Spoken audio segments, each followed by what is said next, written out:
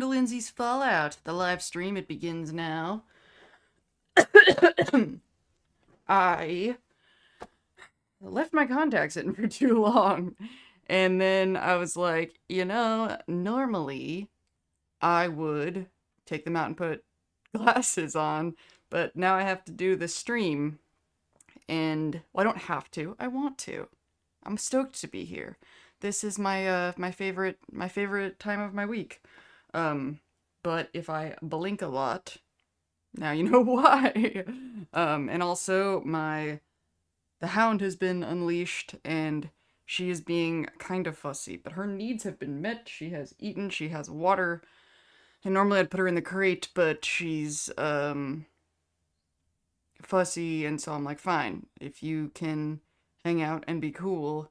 Hopefully, like, once I'm really talking and I'm like in a flow of things, she does tend to calm down.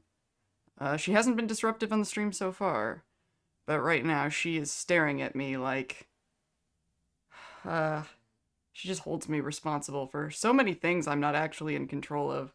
I hate when the weather's bad and I have to be like, no, sorry, we can't go out. And she's looking at me like it's a personal betrayal, and I'm like, I can't make the rain stop. I can't, and I can't explain that to her. Ah, man, maybe that's a transition or a similar to my issues with YouTube sometimes, how sometimes there's just some things I can't explain. I can't control what other people perceive and understand, just like how I can't control what my dog perceives and understands, and that is a very powerless feeling, which is why I became a good communicator. So, thank you for saying keep up the good work. I will do my best. Hey, I'm so sorry about my comment on the vid. I was not at all aimed at you. It was aimed as a frustrated agreement and plea about the interviewers and the article writers. Oh, you're adorable. Thank you. I'm sorry for my reply as well. It was, I don't know. But, I'm glad you came by. That was really, really nice of you. And it's hard, okay? Actually, let's go ahead and talk about how the Ghoulcy problem video was a mistake. Now, it's really sweet of you to come in here. Like, that's, I really, really appreciate it. It's little things like that that make me feel better about the human race. Because, my god, it's not like I haven't done that, what you did. I mean, now I try to, sort of, channel that whenever I want to, if I'm upset by somebody's content, instead to sort of channel it into, like, my own video instead of commenting on other people's stuff, just to feel like I said something. Because, but anyway, I was talking about the Ghoulcy problem. Let's talk about my problem with the Ghoulcy problem and the mistake that I made. I don't know if Rob Runa is here, but I'm kind of worried that they're gonna feel guilty about this because I mentioned before that I did a thing on stream where if I got 20 super chats that I would do a second video, and I picked the Ghoulcy thing because I thought it would be easy and fast, and then it ended up not only did I not make it a bonus video that week, but it ended up being the next week video, and it totally crashed my nervous system. I'm sorry, because like really it was not your fault because you did a bunch of dollars to get the super chat up and put pressure on me to make the second video. I probably would have had no problem making a second video. It was my mistake to choose that topic. And I picked that topic because I had already recorded, the sort of the kink shaming part of it. And so I was like, oh, the video's already partially done, so that'll be easy to finish it. And I thought it wouldn't be that big a deal because the topic wasn't a big deal to me. So I didn't think it would. But I have this peculiarity that I care about other people's feelings. I know. Crazy, right? And so even though I didn't care about the topic, I very much did care about other people caring about the topic. Wow, I hope it doesn't do the autofocus. Maybe I need to change camera settings. I don't know. We'll see how it goes.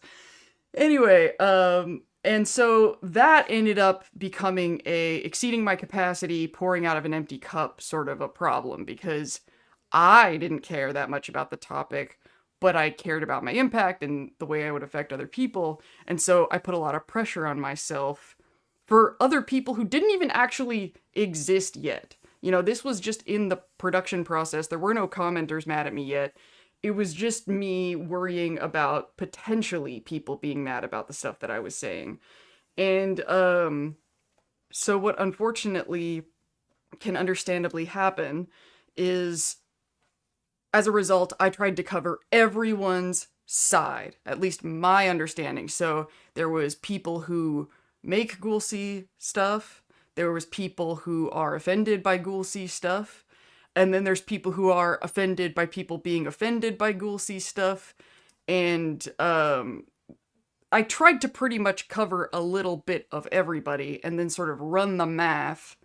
And then hilariously, and sort of serendipitously, or a word like that, ended up coming to the conclusion that this topic is not worth the hullabaloo. But if XYZ exists and I just haven't seen it, so even though I came to the conclusion that it wasn't a big deal, I still left on an open-minded note where, unless there is something that I'm missing, then I am open-minded to see it. But right now, I'm just like, we got bigger problems.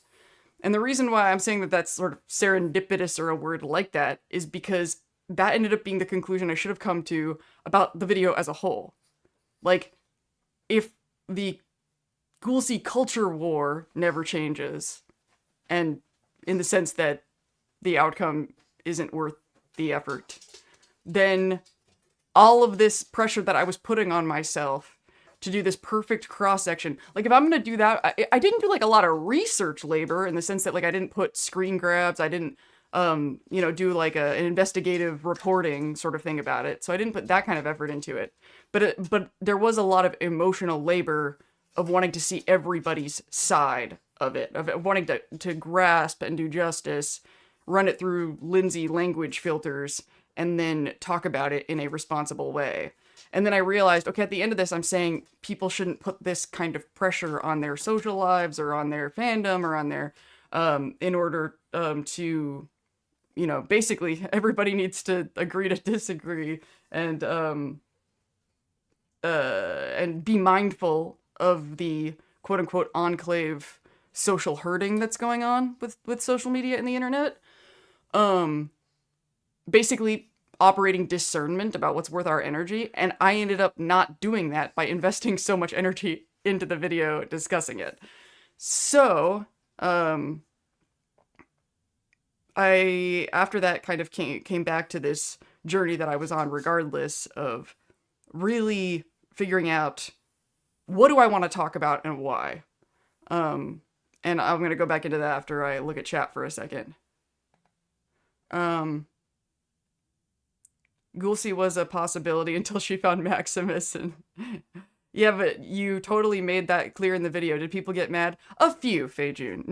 Luckily not as many as I feared, but, because the problem with, in the same way that I shouldn't have put that much effort into covering all sides of a topic that's probably relatively inconsequential, I also can't expect people who are triggered or upset by the topic to do the emotional labor of seeing all the other sides.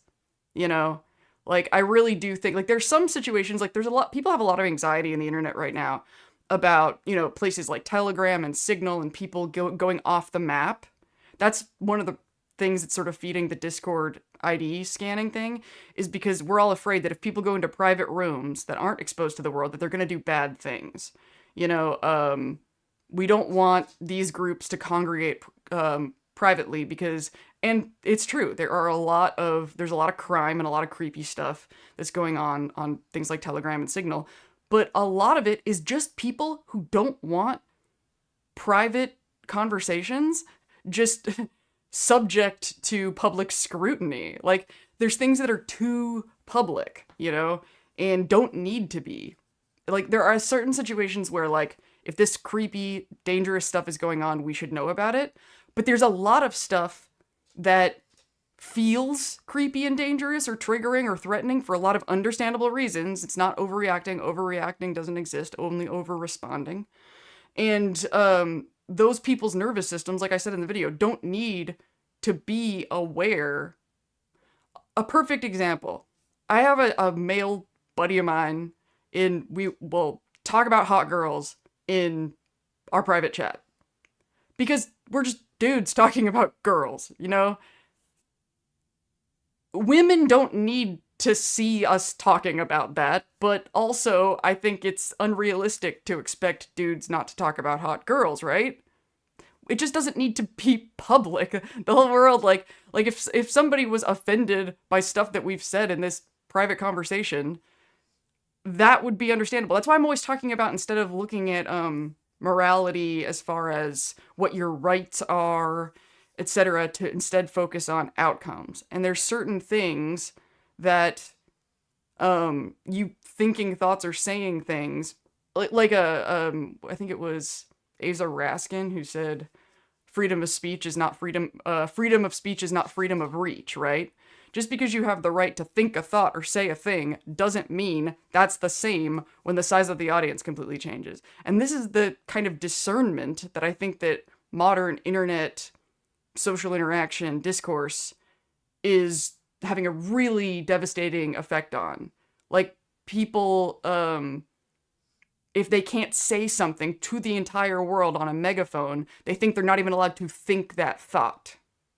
And we need to start dividing. We need to start being more relative about what is problematic behavior within the context of how much power that person and what that person has to say has. You know, I think I've told you guys before that in the event that I got super famous and got like 1 million views consistently, my content would probably change. Not because my ethics or morals have changed, because they haven't changed. Because I ethically, morally believe I have a greater responsibility if I have greater reach, you know? In fact, in earlier streams, I said I didn't want to get too big for that reason, because it's so important to me to say what I really think. And I'm trying to, bring people together that have like a similar point of view.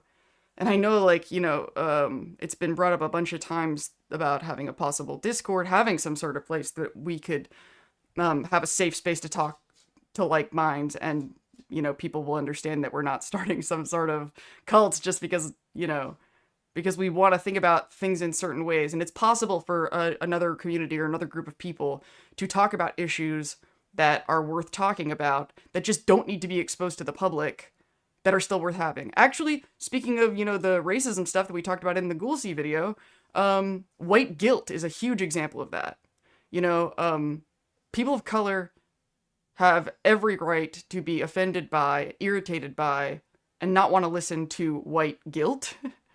But a lot of white people who are processing their responsibilities, their social responsibilities, being in a position of power and privilege, it's really emotionally laborious, and they need support. And I will say all day, white people need to be supporting other white people through this. That's one of the reasons, like, it's what white people processing white guilt tend to do is go to people of color and be like, tell me I'm not racist. Tell me I'm a good white person.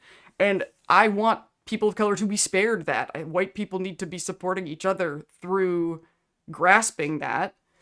But, like, it has to be understood that for them to have that private space to work through that stuff with other white people, to take that emotional labor off people of color, that means a bunch of white guys are going to be congregating privately, and that scares the shit out of people, Like, it's just, with this media landscape and the lack of third spaces, there's just no way to win. And so the question isn't, how do I stop pissing people off, which is what I've been trying to do my entire social media thing. The question is instead, who am I okay with pissing off? And I'm really fucking struggling with that.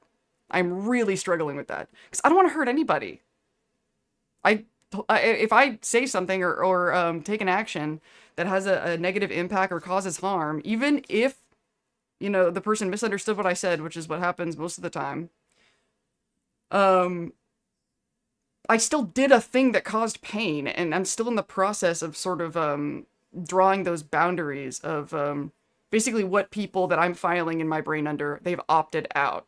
And it usually, if you heard me talk about this before and you've looked at my comment policy, what it often boils down to is if you have made it clear that you don't trust or respect me, if you're not going to give me a chance to explain, if you're going to make statements and accusations and not ask questions, then you have opted out. And I don't have to feel guilty about blocking or pushing you away from this channel because I was willing to meet you halfway. But if you're already coming at me with this attitude of distrust and you're not even going to give me a chance to learn something new, then we can't have a back and forth and I don't gain anything from being exposed to you. All right, let me look at chat again. Oh, how is this is kind of a new thing I'm kind of trying with the scroll bar. Let me, not the scroll bar, the chat on the screen. Because there is a way to view chat in the thing, but I think other people have said that, they feel like they're missing out not seeing the chat. We're trying it. That's what this is all about. We're trying shit. Please not Discord. Enough data mining. Yeah, a part of a project that I was gonna try to do, and before I gave up on trying to save the world, was to solve this problem, was to, create a new digital space for mutual aid and, et cetera, et cetera. But that didn't work out, so I make videos about video games instead. Okay, scrolling up.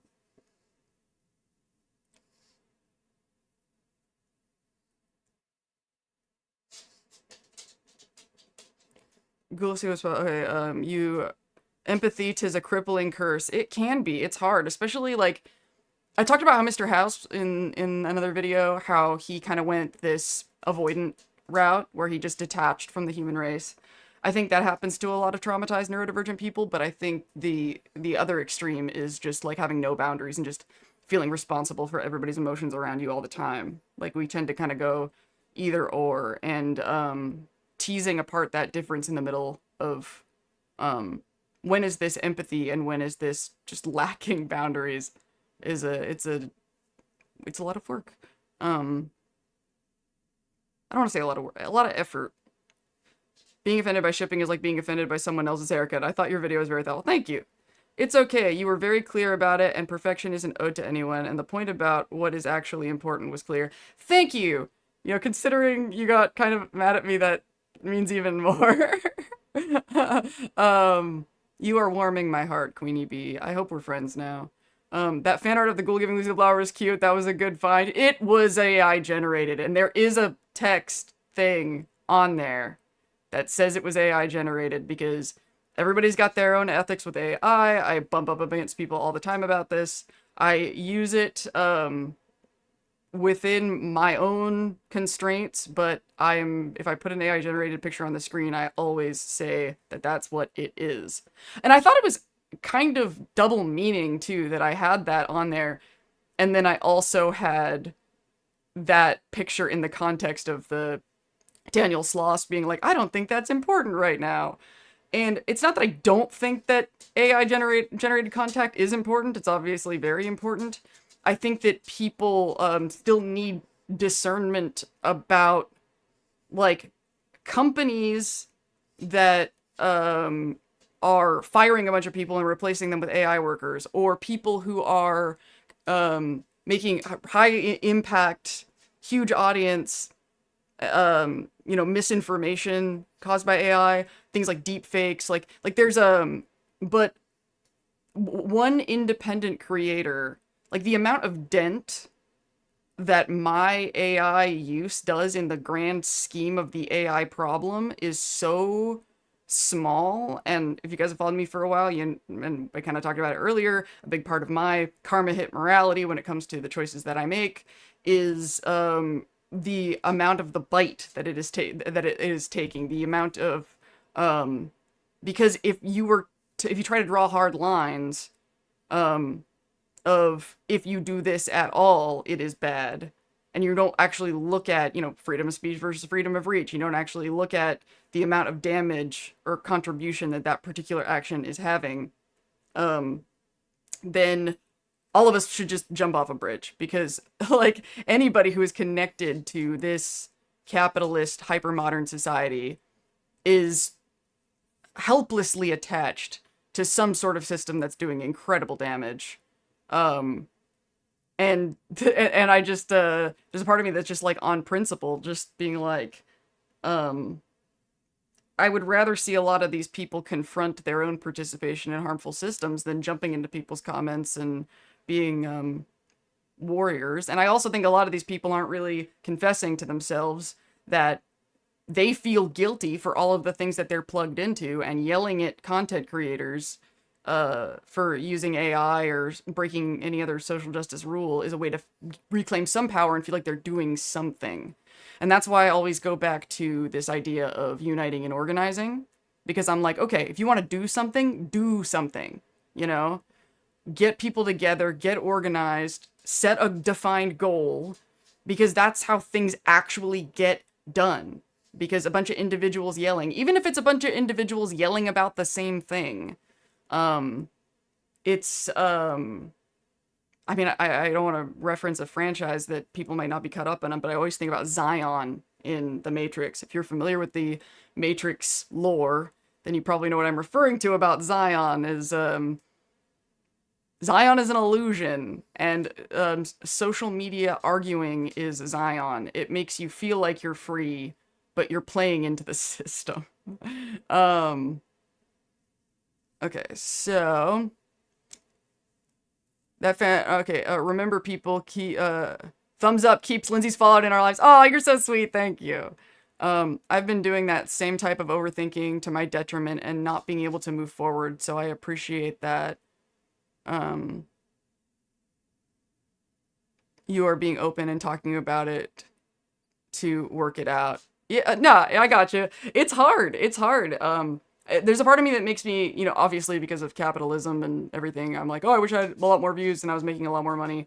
But another part of me is just can't get over the idea that I have some things to figure out. I have some decisions that I need to make about, not just, this channel, but as a content creator in general. Basically, I need to do some examination of what choices I'm making, like the Ghoulcy video, that are making my life more miserable. And I'm always on this like sort of teeter-totter balance thing, with wanting to say what I want to say and be authentic, but also wanting to say what I want to say, be authentic, and have guts, say things that I feel like are worth saying and not people please. People pleasing is not in my nature.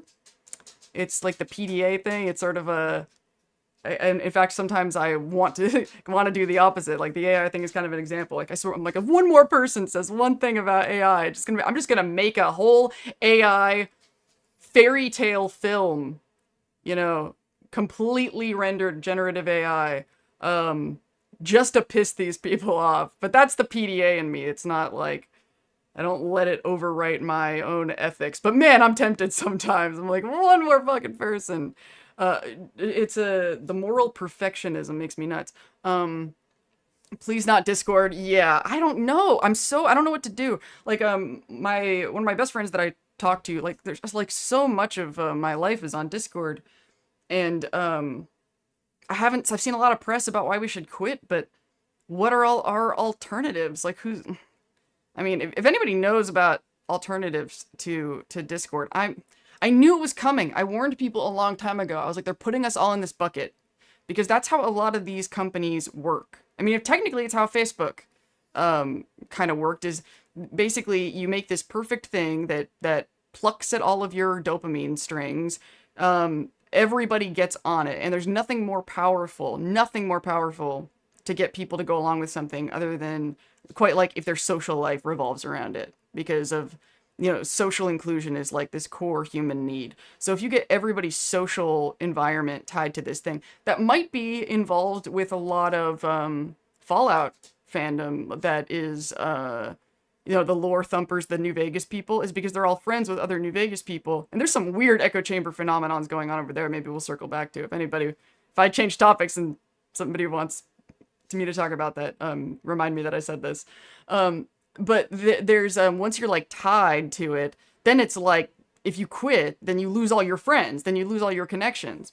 I mean, we kind of talked about this in that Maximus video when I said, like, I've been in this situation 3 times. I've been in situations multiple times where the circumstances that I was subjected to were so spiritually, cognitively, morally, ethically corrupt, and my nervous system rejected it, that I gutted my whole life and just started over. And then I was like, cool, now I've started over again, and now my life is mostly surrounding Fallout fans in Discord, and now Discord is doing this shit. And I saw my friend put out this Discord headline. He's like, well, guess I'm leaving Discord. And I'm like, well, now where the fuck am I gonna go? You know, who am I gonna talk to now? And so I don't know. I guess me and my closest friends, I could see if they want to get on Signal, but I don't know. I'm curious what your guys' other takes are on alternatives to Discord. All right, I was saying how I sort of saw it coming, and I was talking about Facebook, right? So everybody gets tied to this thing for free, and then their whole social life revolves around it. And of course, everybody came because it was free and it worked, and it was the buttons and the posting, and everybody you know, got used to it. And then it becomes like a frog in boiling water, and then they start kind of turning up the ways to suck money out of you and the ways to monetize it and blah, blah, blah. And then, like, I've had multiple close friends of mine talk about at great length how much they hate Facebook and how much it makes them miserable and how they're so sick of posting things and getting these responses. And then I'm like, well, why don't you leave? And they're like, because I put so much time into it, because I have built all of these relationships, because I have, and so they complain and they're irritated, but they stay. And there is only one company. I mean, I have stuck with Google shit for a really long time, but honestly, Google hasn't pissed me off that much. At least not personally affecting my life, as far as just the things it does in the world that are problematic.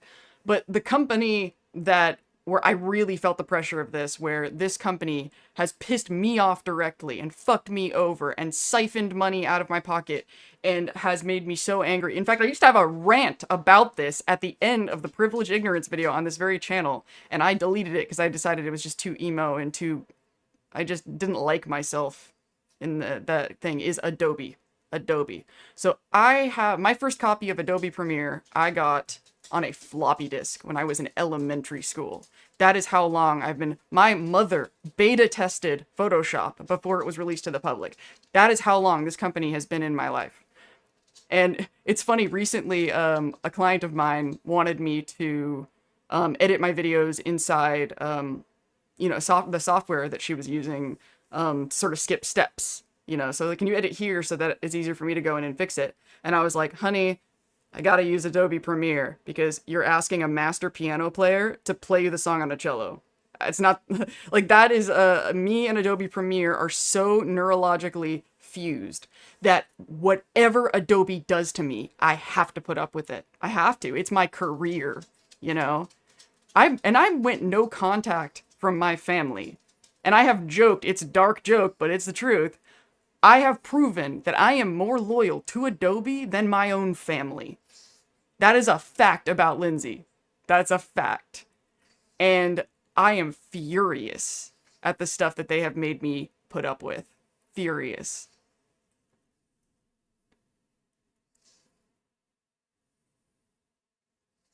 But this is what they do, is they get you, and Discord has been too good to be true for a long time.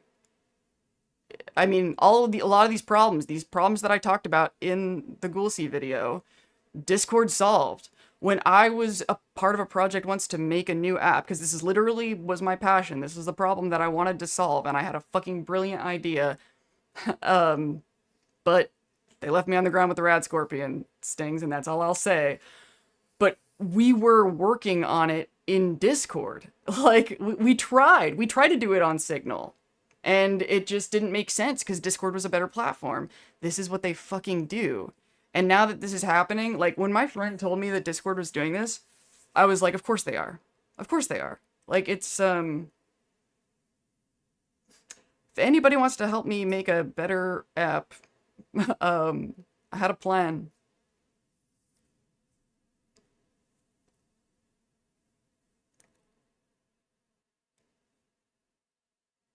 Looking at chat. Seeing coming autistic pattern recognition, another curse that people call you crazy for. Oh, I have so many thoughts about this neurodivergent pattern recognition thing. Because it is 100% true that neurodivergent people have this pattern. And the way that I described it as sort of like a canary in the coal mine situation. And this is why I think companies should make an effort to hire more autistic people, because we will see these things coming. But it's really important to grasp that it's not magic powers. And sometimes it's noise that you're not intellectualizing with enough information yet. And so what I tell allistics, like, and when I was teaching autistic allistic communication, I was like, you don't have to take what the autistic person is saying as an absolute fact, but it's always worth listening to, you know? It's, and I think that autistic people on the other side need to understand that, where just because, like, you should be heard and you should be listened to, but your conclusion might not be fact. Like, you might be seeing the patterns, and in the past that pattern points to this possibility, but, you don't know exactly, those pattern points could point to other things. This is a hard thing to explain without an example. I had a situation recently where I saw a lot of clues that somebody could be a toxic top narcissistic manipulator type. But the thing about toxic top narcissistic, I talked about this, covert narcissists, because they are covert, they follow a lot of lines of a person who's not a narcissist, you know? So you could see all those patterns and be dead on that those are patterns that you would see from a covert narcissist. But they could just be the kind of person that's not a narcissist that a narcissist emulates. I talk about this a lot more on my Substack. I wrote an article with sort of a clickbaity title, but it worked. It was like something like, you have narcissism, you haven't heard this take yet. Which I'm fine with, and it didn't bring my morals by saying it, because the reason I was moved to write that article is because I was saying things I'd never seen on the topic before. So, and one of the things that I talk about is the things that a person does when defending themselves against a covert narcissist looks like narcissism. This is the kind of stuff that made me think I was a narcissist, because I saw myself doing these things like triangulation, because I wanted people to be on my side to see that this person was fucked up. Things like love bombing, because I'm like ADHD and super impulsive, and I tend to like be like, oh, let's be best friends really fast. I break it down into more, I don't want to spend too much time on it, but it's on my Substack. If you look in my descriptions of all my videos, it'll take you to zamdanga.com, and that'll take you to my Substack. But like, so when I noticed the pattern of this person, instead of being like, this is definitely a narcissist, which was something that a lot of traumatized, gaslit, autistic people would do, is they would get rigid and be like, I'm not going to be gaslit and swept under the rug when I see this shit ever again. Every time I've seen this shit before, I was right. I'm going to demand to be listened to, etc., etc. But I am a little bit wiser than that. So what I ended up doing was talking to a couple friends of mine, closer friends, and being like, look, I'm not saying it's definitive. I'm just saying I see these patterns. And I told them, like, basically I said it was like an orange alert. It's red alert if we start seeing these things. And the things that I was like, okay, once we cross this line, we need to start paying closer attention and watch out for people who are getting hurt. And like the line that like, and I hadn't seen this person, I hadn't seen a smear campaign. And that was like, basically what I said is like, look, if we start seeing somebody in our group of friends that's getting, you know, a lot of shit talking, we can't just follow the party line, which is something that is so easy to accidentally do. Like I think I mentioned in one of my videos something about when somebody says, oh, so and so is a libtard or so and so is a Trumper, and then we go, oh, good to know, or like so and so is a neo-Nazi, and we for social inclusion just sort of have these like rumors, and then we're doing it to protect each other from somebody with a point of view that is from our point of view scary, and so I basically just kind of warned my friends to like watch out for if we feel like we're being herded against somebody, because if you hear it from a bunch of different people, like smear campaigns are way too easy to do.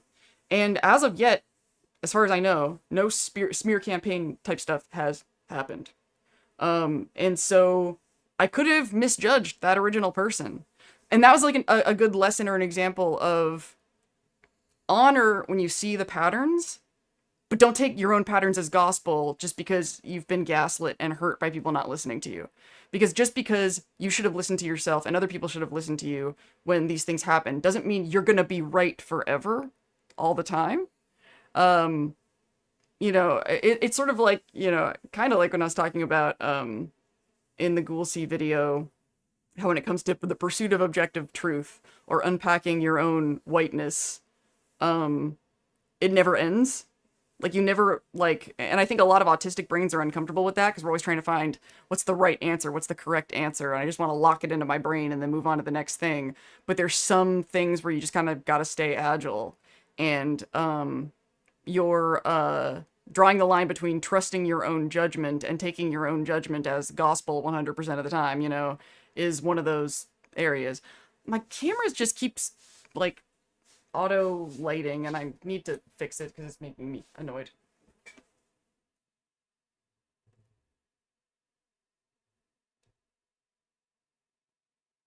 Okay, hopefully this will be better. Okay, back to chat. Nice shirt. Thank you. I think I've cycled through all of my Fallout shirts on this stream. This was actually the shirt I was wearing the first stream that I ever did. It's still doing the weird light thing. Why is that happening? It's never happened before. I've never noticed. The only Fallout shirt that I haven't worn is my Yes Man shirt. And the reason is because the face of Yes Man is like really low, so it would just look like a white shirt. You wouldn't actually see any of the thought on it. I'm gonna take another look at this. Hold, please.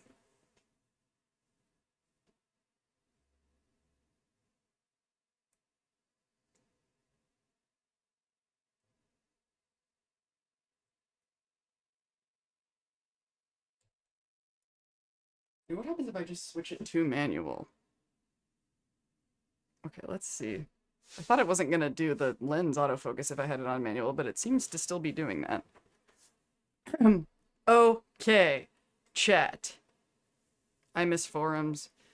I don't miss the structure of them. I have never seen Discord isn't 100% compatible with me either. I've never seen I've never had a social situation that it really suited me as far as an app.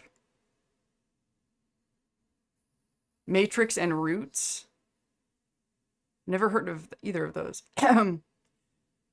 Your current words remind me of another YouTube person I watch, and then you mentioned Zion, which is part of a recent vid, science fiction with Damian Walter. Cool! Maybe I should be... Okay, maybe I should... I had my phone prepared to take notes in the event that people said interesting things.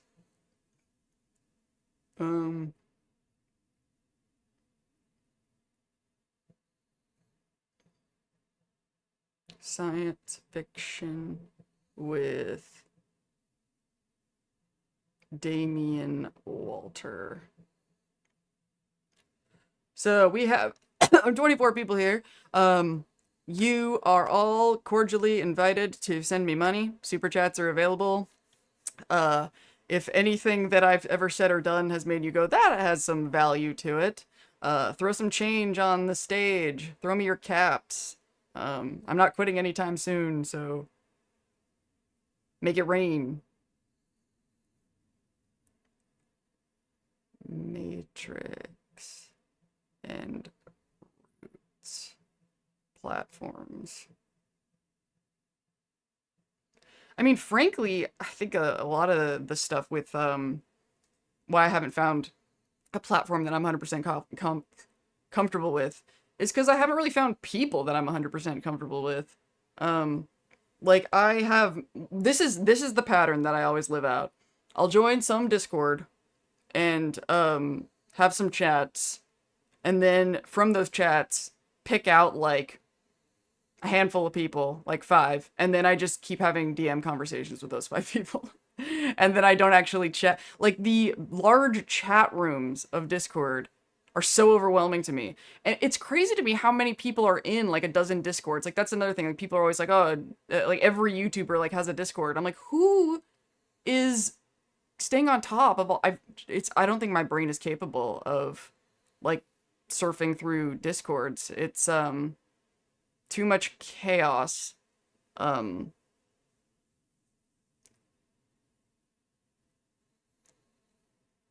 I actually used to think. Thank you for the $5! Faye June. I actually used to think I was precognitive, but pattern recognition and a hyper observance trauma response are nearly as good. Yeah, I mean, in a sense, what's the difference? I mean, look, then we just start going into like my weird spiritual abstract ways of viewing the world that I don't really expect anybody else to understand, but I think there's a lot of stuff where people think it's precognition or some sort of spiritual thing, and then a science person goes, no, it's this, and then I'll think about it and go, I think there's a lot of spiritual stuff. I think spiritual and scientific, people think those are like antithetical, but I think they're like two different schools of thought looking at the same stuff a lot of the time. Like things like confirmation bias, people think like, oh, you think you manifested stuff and it's confirmation bias, and I think those two forces work together. But I don't want to lose respect for the science-minded crowd, but if you want me to explain it, I do love doing that. I share your Adobe woes. It's rough, right? Those bastards. I tried. I bought like another bundle of software being like, I'm gonna get off this Adobe train, and I can't. Though I have had a couple deja vu dreams I can't explain away. James Beard, you might get a kick out of this. You are the one that said the precog thing, right? Was that you? Yeah, it was you. I've talked about this before. You may have been here for that. I feel like you were when I talked about how Terminator 2 predicted my whole life. And there's some stuff there, like hindsight's 2020, obviously, but there's some stuff that lines up so well that's very odd. I've never really been upset by spoilers. Usually the big reveal is foreshadowed in the first act. Yeah, I don't get upset by spoilers because my ADHD brain actually helps me understand. So like sometimes I tell people that my brain works like a printer. Like if you watch like a dot matrix printer and it'll do like this little line and then this little line and it goes back to the beginning of the next line and then prints across and then back to the beginning of the next line and then prints across. And I feel like every time I watch a movie or I see and I know what's going to happen, then it increases the depth of my experience watching it because it's like some of the data is already filled in so I can take in even more data. But when I'm watching a movie or playing a game for the first time, I only get this like superficial, oh yes, we're doing the yelling again, and now that I don't have a goal, I don't have to tell you guys to stop. The blah, blah, blah, blah, so so like I have a deeper understanding of the story and what's going on when I already have a certain amount of understanding going into it. However, and this is kind of something I had to confront with a friend of mine. So a friend of mine has huge issues with spoilers. He doesn't want anything spoiled. He doesn't want like, and he has very good boundaries about it. Like he's like, I will not engage with anything that gives it away because I want to absorb all of the material and go on the journey and go on the adventure. And sometimes, for one thing, so, like, I get irritated because I want to talk about something that he hasn't seen and I can't talk to him about it because he's so protective of that spoiler-free experience. And, like, I'm obviously a person who regulates by talking, so I'm like, no, you can't be my friend about this because we can't talk about it. But then I think something that adds to it, sort of a little bit of a nastiness, a little bit of a demon in me, is I'm jealous that he can have that experience. I can't watch a movie or play a game for the first time and absorb it all and be completely immersed in the way that he can. And if I could, maybe I would be like him and not want that experience ruined. But the fact that he's even capable of that, like, there's a darkness in me that kind of resents it, and that I've had to confront and be like, whenever that feeling sort of emerges, and be like, Lindsay, that part of you that's emerging right now is an asshole. Don't let it take the wheel.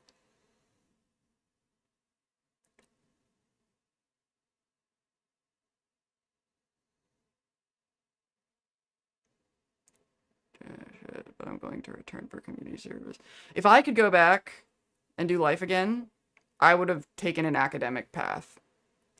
And at the same time, as much as it makes me sad that I didn't, it makes perfect sense that I didn't, because I was so fucking traumatized by K through 12, by college, and all I wanted to do was get the hell out of school. But then I ended up going into the world as an adult and learning to care about the thing. This actually does kind of make me sad to think about. When I realized what I really cared about when I wasn't suffering from identity disturbance, I really wanted to do work to contribute to social problems and have conversations with people about issues where I would never be accepted or taken seriously because I don't have the right degrees, because I'm not an academic, because I'm not, a doctor or anything like that, so I can't talk about the things that I care about the most without just contributing to the noise. There's no reason to take me seriously, and that really makes me sad and angry. That my life went in a really weird monkey's paw direction, because we live in a world that runs on video. I have been a video production professional since elementary school. You know, I've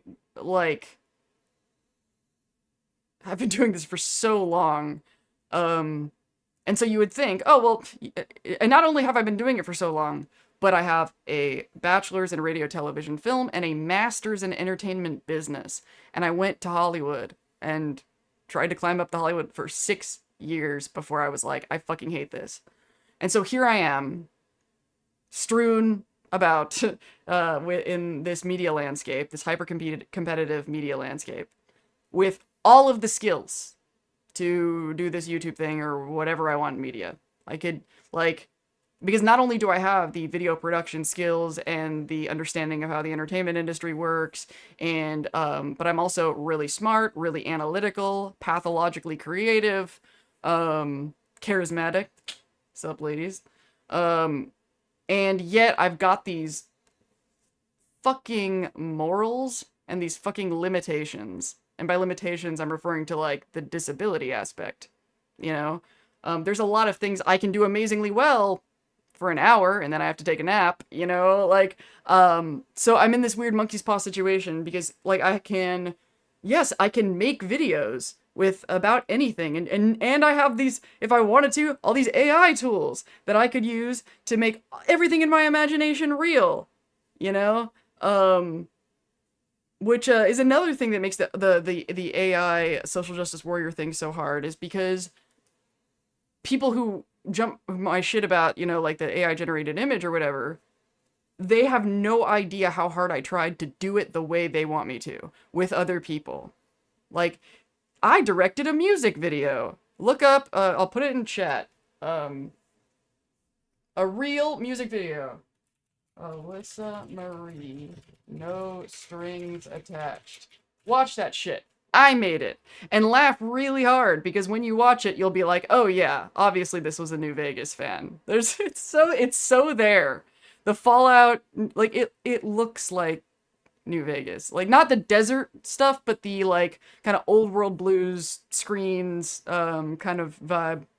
Uh, but the point is, and I've talked about this with the AI issue before, how, you know, people don't like it because we should be using people instead of these machines. But I tried to work with people. I tried to interface with people. I tried to be accepted by people. I tried to collaborate with people.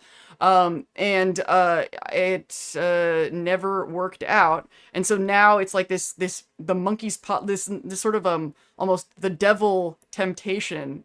They're like, oh, yeah, all these people let you down, so you couldn't make things with them. But here's this tool that will do everything that you want, and you don't have to talk to anybody. And you can just do it, you know? Oh, by the way, here are the moral complications of you doing that. Not to mention, all of these people, and obviously it's different people, but to my brain, it's just filed into other people, you know? All the other people who betrayed and abandoned you, who left you on the ground with your rad scorpion stings, they will be furiously angry with you and assume that you've never tried all of these things that you tried, from the degrees and the making videos since you were a kid and going to Hollywood and getting exploited by the Hollywood machine. They have no idea how hard you've tried to do this with other people as God intended. But they will still see this one picture or this one thing and assume that you are just a part of the problem. And none of them will help you. None of them will do for you what these machines can do, but they will be mad at you for using them. None of them are going to step in and replace and do for you what the machines can do for you, but they will still be mad at you if you use them and assume that you have options when they have no idea what you've been through and what your brain is like. So where the hell, how did I get off on this topic? I was talking about Hollywood and, all right. So I have all of these media skills. And what I ended up deciding that what I truly want to do, if I just wanted to make the things in my imagination real and do fiction like I used to do, which I still kind of do, and I didn't give a shit about the state of the world or anything, then I would just make AI shit. But unfortunately, I do care. And so what I would rather, and my autistic brain, I want to solve problems that matter. That's what I want to do. But I'm completely, without these degrees, I'm socially disempowered to do what I'm good at. Because what I'm good at doing is thinking and talking. And if I want to solve problems by thinking and talking, I have to have credentials. And I'm not even sure if I'm comfortable pulling it off without credentials, because that is why so many narcissists are rising to the top right now. And because without credentials, that means what I would have had to have done to get enough clout to do any work that makes any difference, I basically would have had to be manipulative, you know, to be charismatic, to basically trick people into believing that even without the credentials and without any evidence that I have expertise in talking about these things. And I'm like, I'm not comfortable with that. I want to actually have the credentials or something backing me up. And there's so many conversations we could have about credentialism as well. But so if I could go back, I would have gotten good at video anyway. I didn't need those degrees. Like, I'm really good at video because I've been doing it since I was a child, not because of those degrees. But I was so bought into the idea that being laser focused was going to make my dream come true. But the problem with having the mentality that being laser focused is going to make your dream come true is the belief that it opens the door for exploitation. I mean, casting couch is a part of this. You want to be a star, don't you? It's not just like, sexual exploitation is just a part of it. There's labor exploitation. There's some other stuff that's in the news that's coming to mind that I'm not sure I want to go into. But I thought if I was laser focused, I would be taken seriously. But what ended up happening was I taught people what I'm willing to put up with. And I found myself out there for 6 years applying for the same jobs that I was applying for when I first got there. And I was like, this road isn't going anywhere. And I'm so exhausted from what I have to do just to pay my bills to survive in Los Angeles I don't have the capacity or the wiggle room to explore new options, you know? So I left. Um,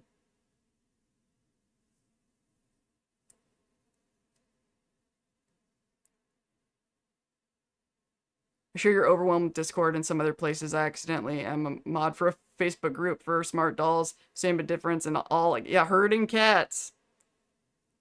And that's another thing. That's one of the reasons why whenever we've talked about Discord, why I said I didn't want to manage it, and this is something else that I'm just really struggling with.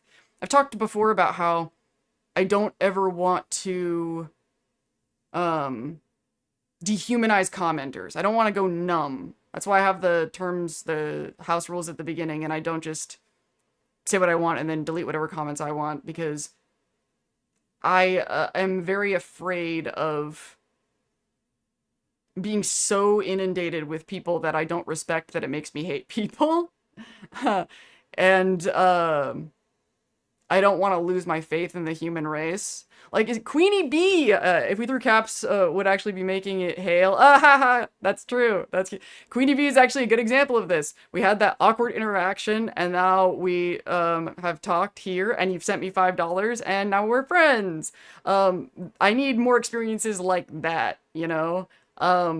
It is depressing and cynical of me sometimes how little I expect that from people.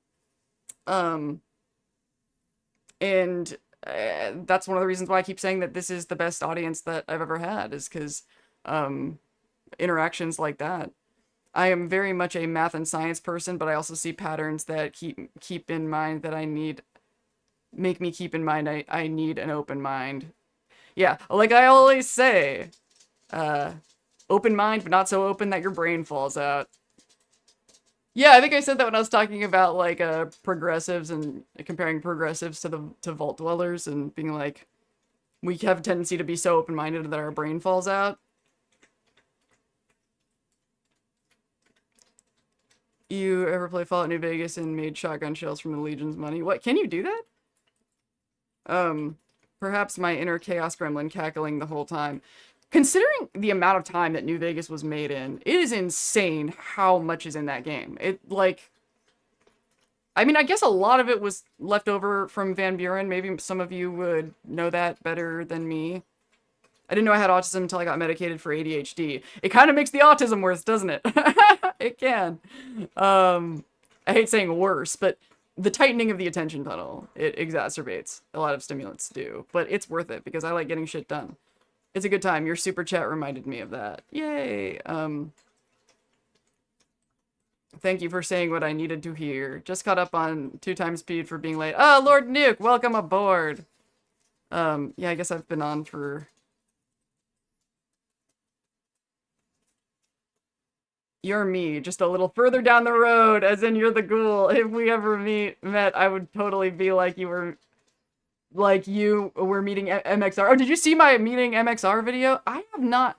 Is he still around? I haven't seen him. I don't know if I'm actually following him on this account. Oh, that's weird. I hope he's still making stuff. Now I want to check. But,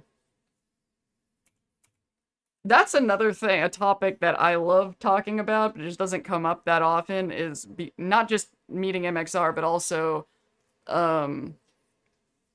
6 years in LA, I met a lot of famous people. And, of course, there's a part of me that's tempted to tell you who all the assholes are. I almost was about to. I'm like, should I? Like, there are, because there's a part of me that's like, fuck them. You know, like, but then what's more fun, though, is to talk about the people that kind of have gotten a bad rap and have kind of been dragged that, I had not only just, like, good experiences with, but, you know, good experiences, you know, we're talking about pattern recognition, right? So, there are certain little kind of patterns that I notice about, you know, people who are fucking narcissistic monsters that I want to punch in the face and were shitty. And then there's some people who were, like, polite, but I saw a phoniness to it. But I'll just, because it's fun to say nice things, and since I don't know how long you guys have been watching YouTube and whatnot, but somebody who has gotten a lot of bad press and has gotten a lot of ugly rumors about them, has been really misinterpreted, but has really, I think that their career trajectory has kind of proved that I was right the whole time, and I stood up for this person, and I met this person on numerous occasions. I don't think that they would remember me, but I have nothing but good, not just good things about, like, this is a famous person that looked at, like, a intern worker, nobody like me, and treated me like a human being, which it's really weird how rare that is. And that person is Shane Dawson. Shane Dawson is a good guy. I think that he has been a people pleaser and has been naive and has tied himself up with some shitty people. But look what ended up happening with his career is, you know, he made like this offensive raunchy content because everybody was laughing at it at the time. And then when the tides turned culturally, everybody turned on him. And then he trusted wrong people in business and got caught up in a lot of shady shit. But even like when the hullabaloo was crazy and everybody turned on him, what did he end up doing? He ended up settling with his family. Now he's doing what I kind of wish I was doing, where he does like this podcast roundtable, but he does it with his family and best friends. Like, he's surrounded by people that he loves and he's still doing what he's good at, but he isn't up there alone anymore. He's built like sort of a sitcom cast around himself, and I still watch his podcast. I still think he's great, and I can tell you from personal experience that I hold him in very high regard. He is a real person.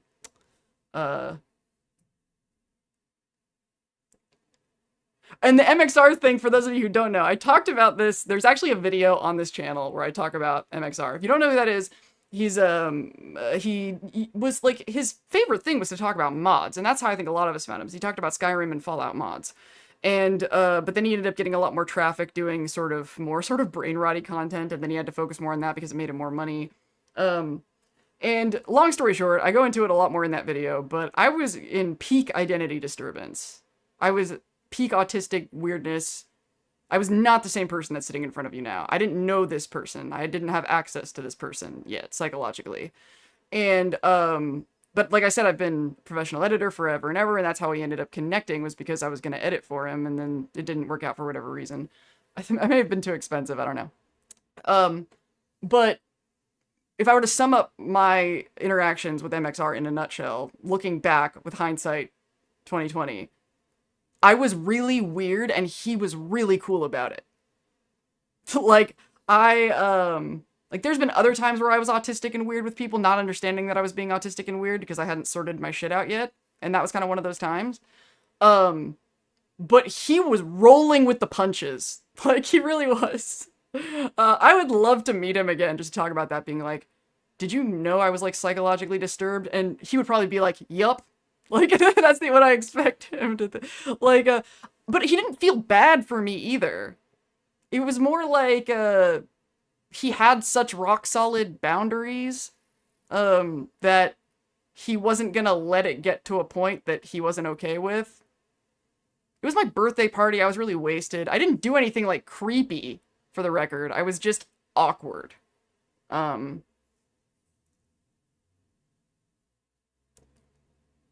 Interviews where they mentioned that Van Buren had a lot of inspiration to it, like the Legion being a major faction, but the Courier story's original, yeah. Crazy.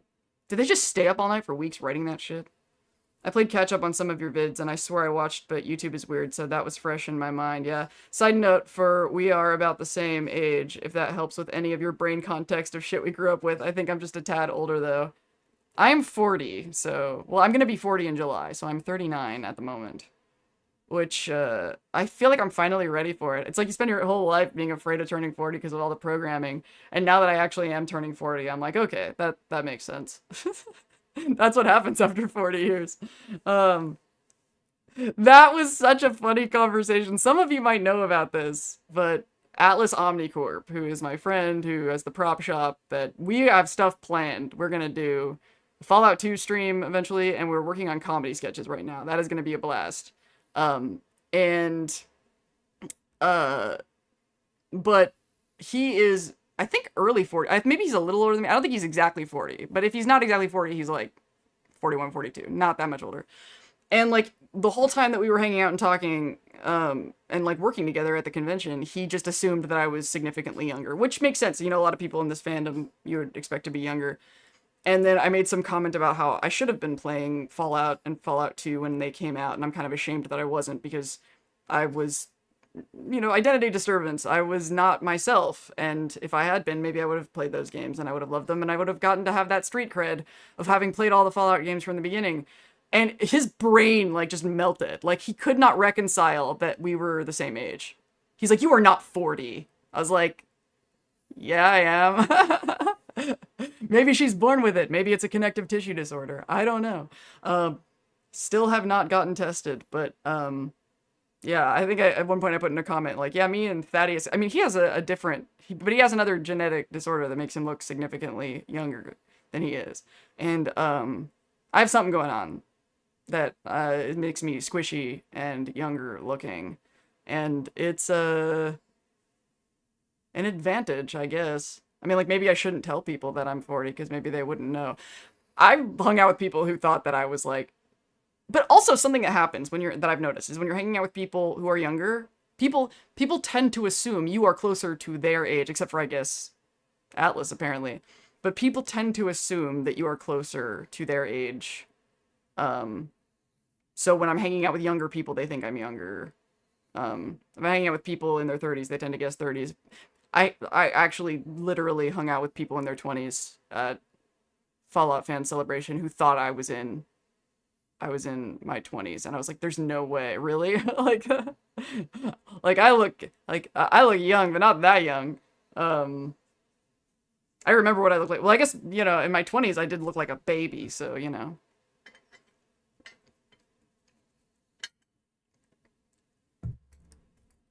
Used to watch so much MXR with my late hubby.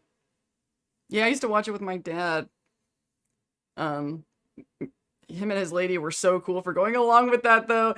They really were. I think she may have been kind of struggling. I think that I think she was more weirded out. I think he may have kind of made her come along. But I hope we meet again someday. Looking like a different person, you were still absolutely glowing in those pics. Oh, thank you. It looks so weird. I actually told normally I'm not, you know, ashamed of, you know, my old pictures, what I used to look like, because I almost see it as like a triumph. Like, I like when people look at old pictures of me and go, wow, I can't believe that was you, and have like really strong reaction, because to me that feels like they're recognizing the work that was done to become the badass that's sitting before you now. But one time a friend of mine did kind of cross the line and was like, I would have tried to date you in those days. And I was like, don't do that.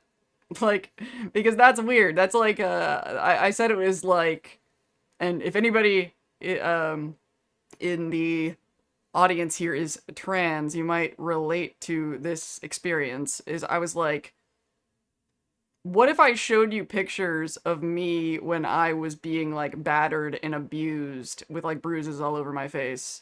And you looked at that and you was like, that's hot. I would have wanted to date that person. Like, that'd be a weird thing to say, right? That's sort of how pre-transition pictures can kind of feel. Like, it's a reminder. Like, I think in a lot of ways I'm a quote-unquote good sport about it, because I don't have any shame about... I don't want to say it wasn't my fault, but that's a whole other topic. But, like, I understand what circumstances made me humiliate myself like that. It makes sense to me. You know, it's kind of sort of a self-understanding thing. So, I don't feel shame on its own looking at the pictures. I feel kind of, it gives me the ick a little bit, but... it's not that, I don't get triggered by it, but the idea of somebody saying that that person was hotter or more attractive, or that is like, whoa. And that's the kind of stuff where I need to kind of watch my own boundaries, because, and, you know, because I've always kind of struggled with privacy. Like, I've never really had that much interest in, I'm like, if it's mine and it's my story and it's my pictures, then, whatever, everybody can look, I don't care. but not properly making the connection of I'm making myself vulnerable. And I need to start thinking in terms of if I'm going to reveal this aspect of myself, this part of my past, etc., am I open to people having a say, you know? People having an interpretation. Um, if you don't want the public to have a say, response, create their own meaning out of something about you, that's when you keep it to yourself. And I'm slowly learning how to do that because I was, that part of my brain didn't really develop in my youth the way that it should have. My instinct is still like, oh, well, it's not bothering anybody else and it's just my story. If it's only vulnerable to me, then it's fine. And then I'm like, oh yeah, I'm supposed to care about me too. I'm not only here to protect other people from harm, I also need to protect myself from harm. And there's some things that the world doesn't need to know. Like, I'm trying to get better at not explaining myself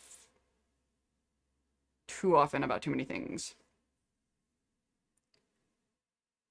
Leo supremacy? I just recently left the year of the answer to life, the universe, and everything, and sharing the looking younger than you are due to biological chemistry. Yes. My wife used to joke that she was my picture of Dorian Gray. I'm 15 months older than her, but folks always think that I am younger. Yeah, my stepdad looks a lot younger than my mom than he actually is.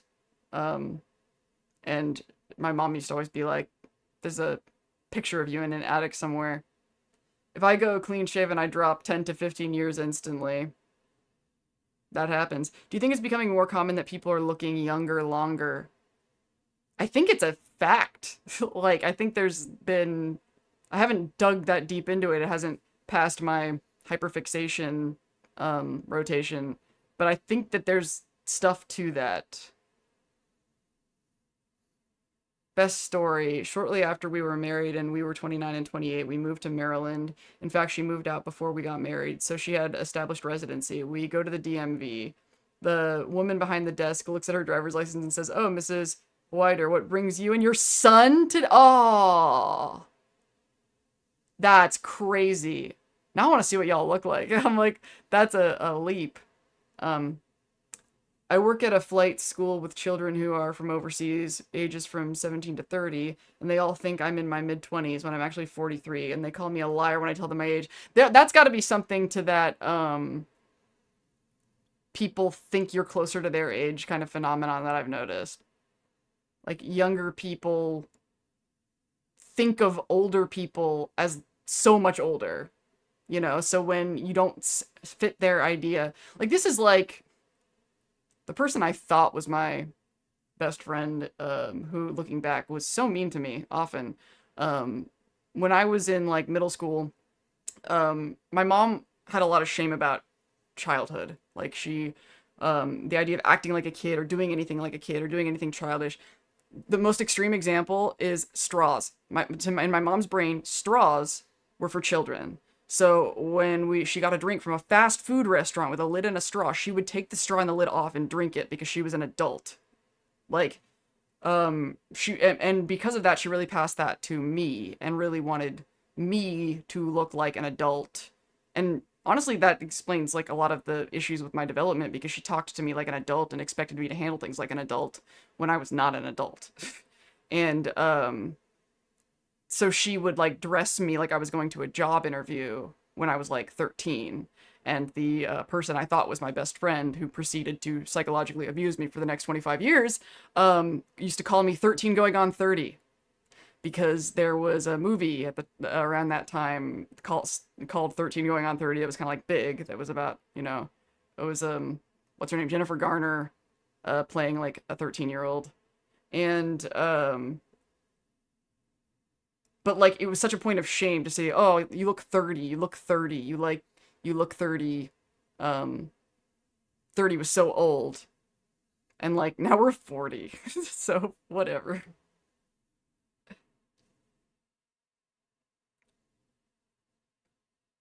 Also, no, times. It depends on the person's body chemistry, income level. Lil Hansen on YouTube has a lot of videos about the opposite effect within current Hollywood. My oldest is 26, next is almost 20. If I wear makeup and my hair is dyed fun colors because life is short, my anxious paranoia worries other might think we are dating when we are in public. A part of me is like, oh, that's like, you know, stupid anxiety, you should get over it. But I have very similar anxiety about when I'm with my guy friends, that people think that we're a couple or that we're dating. And a lot of that is, you know, like the gay thing. And that's one of the reasons why I have like the lesbian flag behind me.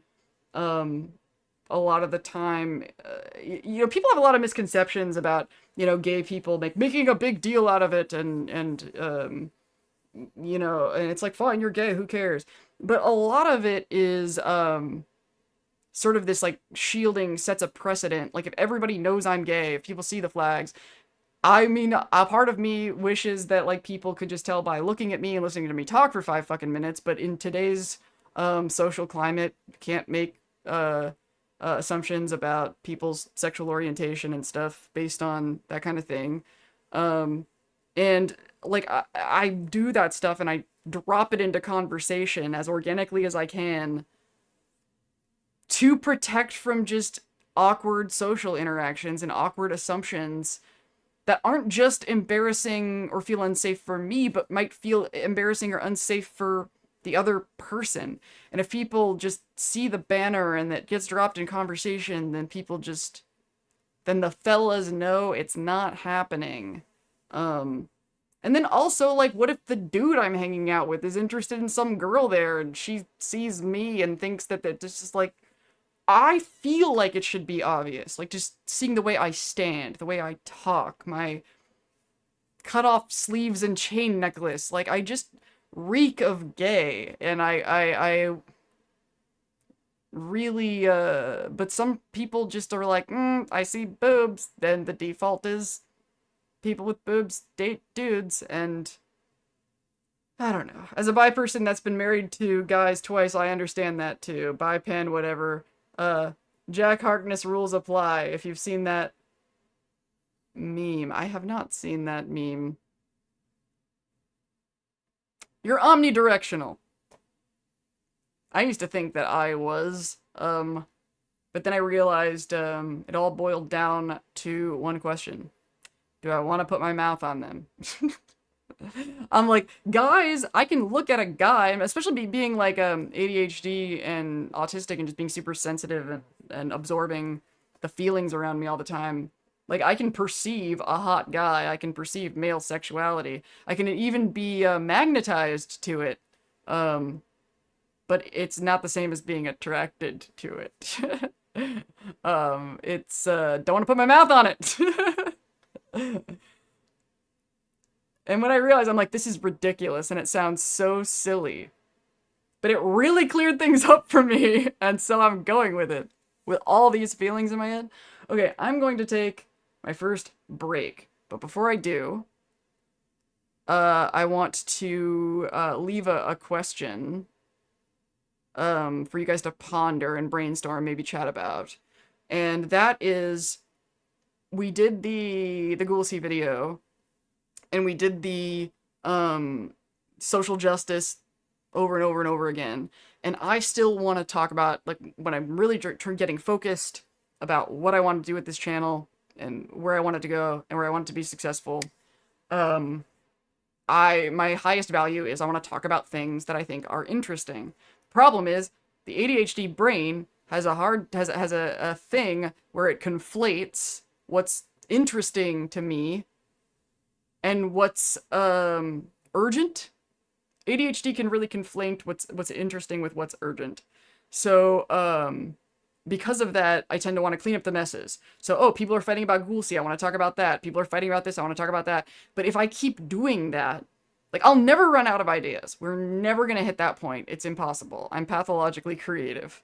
But my, trauma-addled ADHD brain keeps beelining toward topics that are emotionally exhausting and stressful.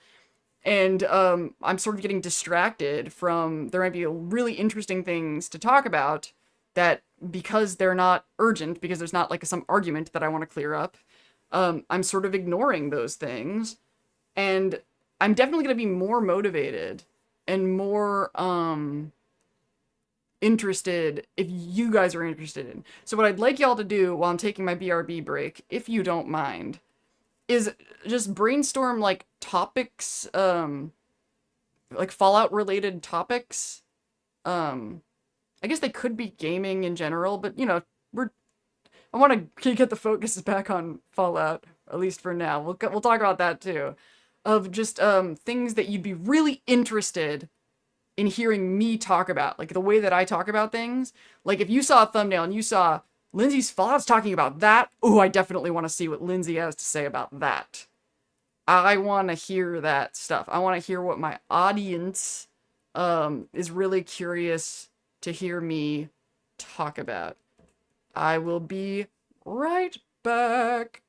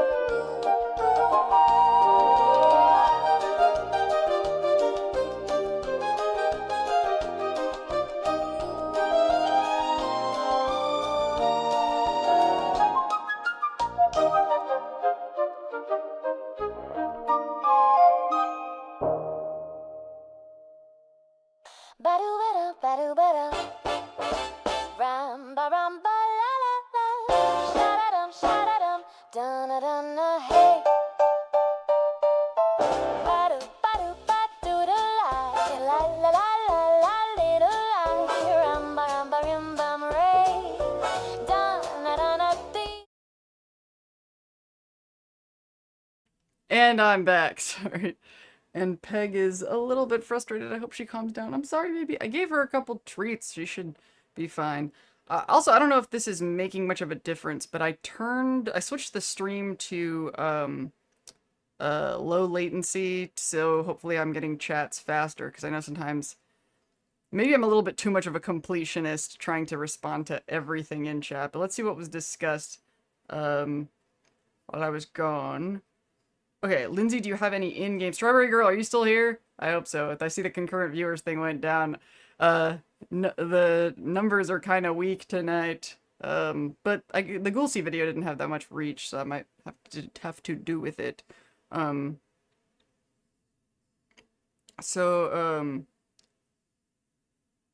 beeline toward what you focused on. Okay, do you have any in-game ships or people you always romance?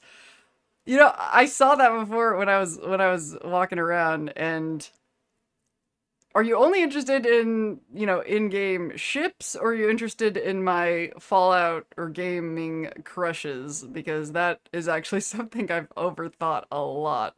As far as in-game ships or like characters within that, I am a big Courier Arcade Ganon shipper. That's what I did with my fanfiction, is my Courier is a queer man and Arcade is the love interest, which is really interesting that even, you would think being a lesbian and playing like a female Courier, I would romance Veronica, and I cannot figure out why I am not attracted to Veronica. She is my quote-unquote type in so many ways, and I don't get it. I can't track the pattern as to why, but there's something about Veronica sort of treats the Courier with this certain amount of emotional distance. She's nice, but she's not connected the way it feels like Arcade is connected to you and invested in you emotionally. There's something about the way that Arcade talks to the Courier, even if you don't pick flirty options or you don't have, I can't remember what the perk is, was it Confirmed Bachelor? That opens up sort of flirty dialogue with Arcade. Even without that, there's something about how disappointed he is in you and the way he's disappointed in you when you there's like a suspicion of there's something about the way that he treats us that feels like he's sizing up a potential mate. This is abstract, weird, maybe autistic pattern recognition stuff. But there's something that feels more right to me about playing a male Courier with a romance with Arcade than being a lesbian with Veronica, which is weird because I'm a lesbian and she's cute and good and angry about the right things. Like, she has so many characteristics, but she's not, she doesn't, Cass does a lot more. Rose of Sharon Cassidy, gives me a lot more crush adjacent feelings. But the character in New Vegas that stirs up the most, attraction type feelings in me, a character that did not get enough screen time, that you sort of just leave very early on, is Sunny Smiles. I love Sunny Smiles. In fact, before I decided to do the Arcade direction in my fanfiction, I was going to kind of use it as an excuse to expand her role a little bit. And it really boils down to, there's a really specific thing that happens with Sunny Smiles that triggers that feeling, and that is, in Goodsprings, if you decide that you want to stand up for Ringo against the Powder Gangers and get everybody in Goodsprings on board against the Powder Gangers, when you go to Sunny Smiles to see if she will help, she just basically goes, "Yup." No questions asked. In fact, you can even respond to that by going, "Just like that?" And she's like, "Yup, just like that." They've been, they would have been a problem regardless.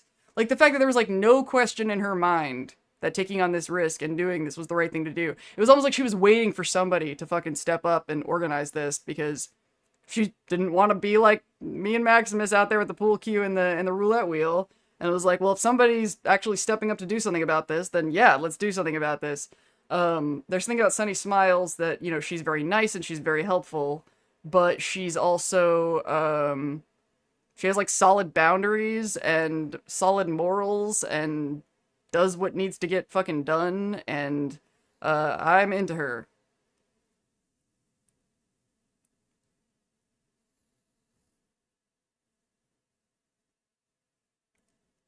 A simple topic first. Will we see tunnelers in the Mojave in season 3? They were supposed to be spreading. If they are a big enough threat, could it pause the NCR Legion war or other ramifications? I think it's a worthwhile question. I just don't know if I'm the right YouTuber for that. You know? It's like, I don't think that I'm good at sort of plot logic trajectories like that. I'm a lot better at like themes. I'd love to know what sort of places you'd like to see in future Fallout games. I thought it would be fun to see New Orleans as the city. Yeah, I like that location idea a lot too, but there's a lot of others. I mean, maybe this is because I lived in Texas for a long time. I feel like it's time for Texas. Especially with the popularity of the Burning Springs update and New Vegas, and I think this sort of a Western themed area. And also we haven't done like the middle of the country where there's like East Coast and then there's West Coast, but Texas is in the middle and could have that Western appeal to it. And I've never really seen it talked about, and I feel like, and that might be a kind of a more interesting, more on-brand topic for me in the sense that, you know, locations have a lot to do with themes. If it's about ships, why is no one talking about Norm and Chet? Not with each other, but why can't they find a relationship too? Um,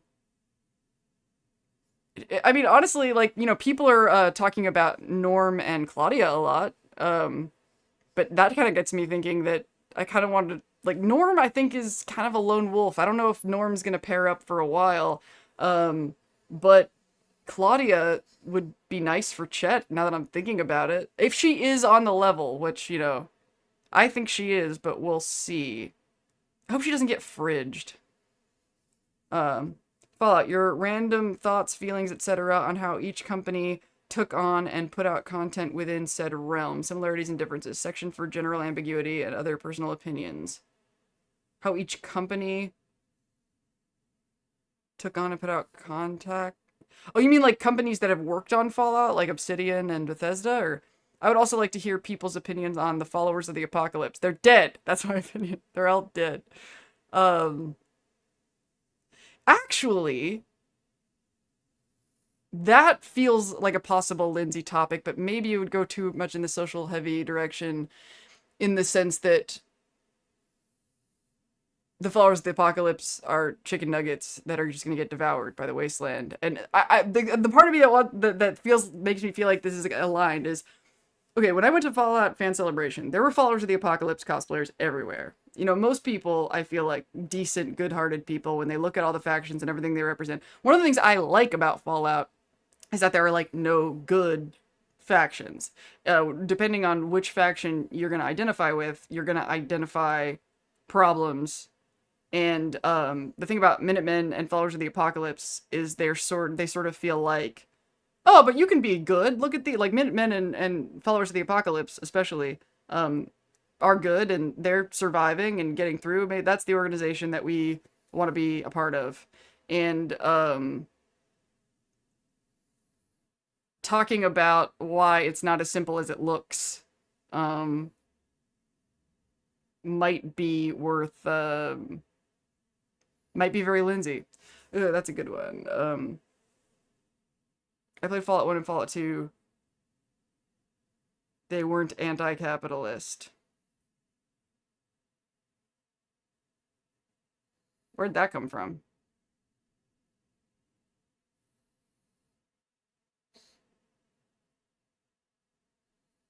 Yeah, I don't think Fallout has ever been essentially anti-capitalist or anti-communist or what Fallout I feel like is anti is getting too indoctrinated by your own side, no matter what it is.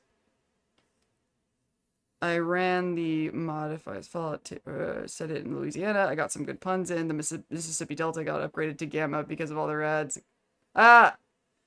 The followers of the apocalypse are in New Vegas. There's a clinic in Freeside, and the leader of Caesar's Legion was raised by them. Yep, that is true.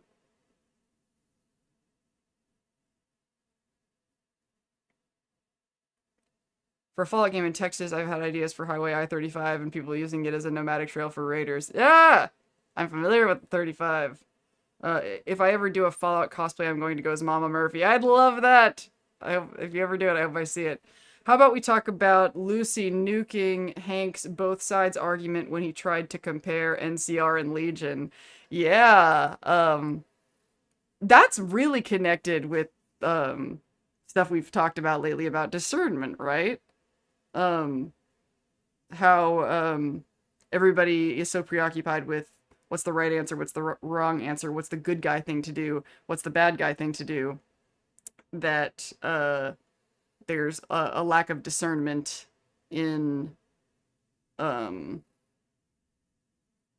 lesser of two evils. Don't forget the responders. They're likely to pop up because they're just policemen, paramedics, and firefighters. They didn't. I mean, I guess they're back in the random brain threads on Fallout and suddenly forgetting anything that might be better and I had in mind from your other vids, akin to forgetting your favorite song when asked.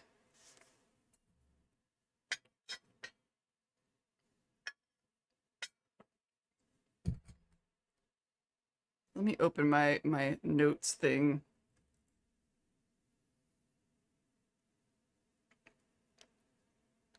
Topic ideas. Fallout ideal settings.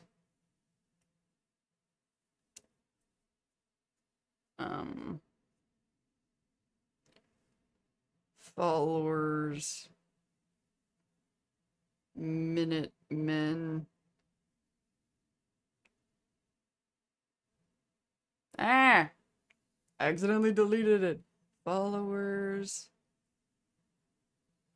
Minutemen.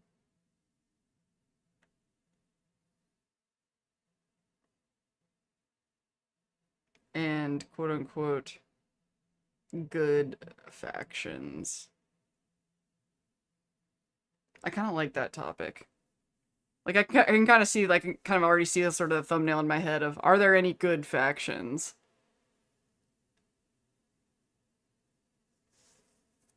Lucy's argument about NCR versus Legion.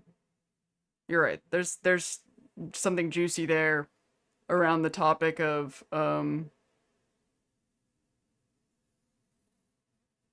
when is it okay to judge a culture? Or what is the context of when it's appropriate? From an American POV, having an anti-war theme can't help but be anti-capitalist because the military-industrial complex is so completely intertwined.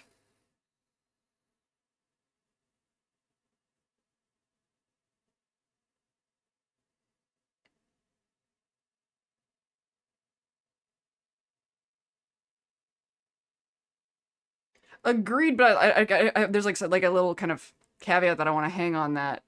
At least from my perspective, the issue isn't that capitalism and the military-industrial complex are so intertwined. It's that in both cases, behavior is dictated by sort of an mental colonization and not like independent critical thought looking at collective and individual outcomes. Like, that's what I kind of challenge a lot is systems thinking and forgetting that systems are questionable and aren't beyond scrutiny. Like, there are certain military realities and capitalist realities that we live with that people just sort of treat almost like they're scientific facts and not man-made things. Like I think I mentioned not that long ago how mad I got at that commenter who decided to teach me about game theory. And one of the that's kind of an example. Like if you look at game theory, like it really does answer a lot of questions about human behavior. And then you look at things like Prisoner's Dilemma and multipolar traps and stuff like that. But I guess this might kind of zoom out to sort of my more spiritual worldview or sort of broader worldview is people can choose differently. Like, we can, that's one of the reasons I love Fallout so much, and I love the metaphor of stepping out of the vault. You know, this, like, yes, if you look at mass groups of people and probability, you're gonna see people move in these predictable directions. But it's dangerous to forget that we're human beings, you know? I don't want to spoil it, but there was a great thing that happened on the TV show The Good Place. That if you've watched the show, then you might know what I mean. There's a situation where there's somebody that you would just expect based on all their previous behavior to make like a piece of shit choice, and when it really got right down to it, they made a better choice, and they end up using that in the story as an example to point out that's the thing about humans, you know, and if we start looking at everybody as programming nodes, I talked about this in the House thing, and that's what I think is the tragic flaw of House, and why, you know, despite all of that calculated planning and being able to predict everybody's actions all the time, there's a million ways, which I listed in the Benny and House video, that the courier could still betray him and subvert his expectations. And I think there's a poetry to that. That, you know, constantly treating people like programming nodes, like predictable, probable things. And the more we treat each other like that, the more that is what we become. There's like a collective group meaning making that is happening, where there's a book, I think it's called Capitalist Realism, that talks about people believing that we'll never have a better system than that. It will make us never be able to have a better system than that. You know, we keep saying, I'll believe it when I see it, but there's some things that we will never see until we believe in them first. And so that's the little idealist Lucy in me that's just never wants to forget that we're, you know, human beings have a capacity for abstract thought. And I mean, I guess I don't know if Midnight Whimsies is here, but that was somebody who made a really good Fallout TV show video talking about this in more detail. Is, you know, we look at how fucked up the world is, and we go, oh, it's because humans are scared and violent and hostile and competitive, right? But if you really think about it, it's not because all these people are competing. It's that they're cooperating under the banner of corporate leadership. You know, like companies like Amazon and Google are filled with people who are cooperating and collaborating and working together, but they're all of that communal human instinct, instead of it being applied toward, you know, things that are good for the world, all of that communal constructive collaborative energy is pointed toward making Google money. So all of these companies are actually proof that people can and are built to work together and collaborate and connect. The problem is this mass hypnosis that it is only worth it to do that for corporations. But we could do that about anything.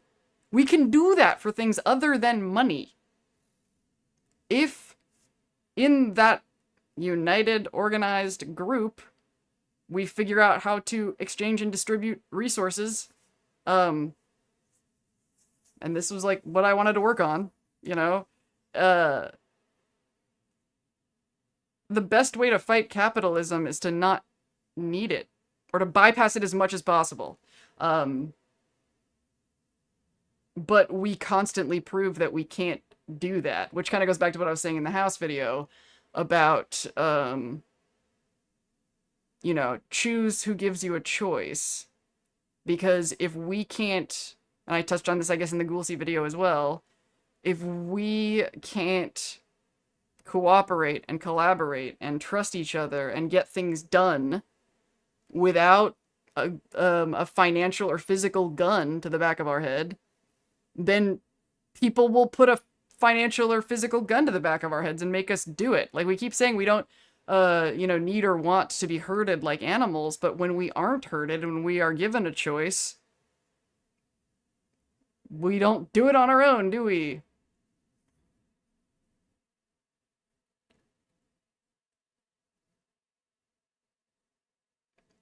Companies like Obsidian and Bethesda, who is actually working on them. I know it's a loaded topic. Just how about we talk about all right. I'm not saying the Enclave are the good guys, but as a player, I will always try to use my unlimited power to convert them. In one of the early Brotherhood of Steel scenes, a 35-ish person passes a cig to a 12-year-old. Haha, I live for the good place. It's such a good writing on ethics. It is. What a twist. Michael was the devil all along.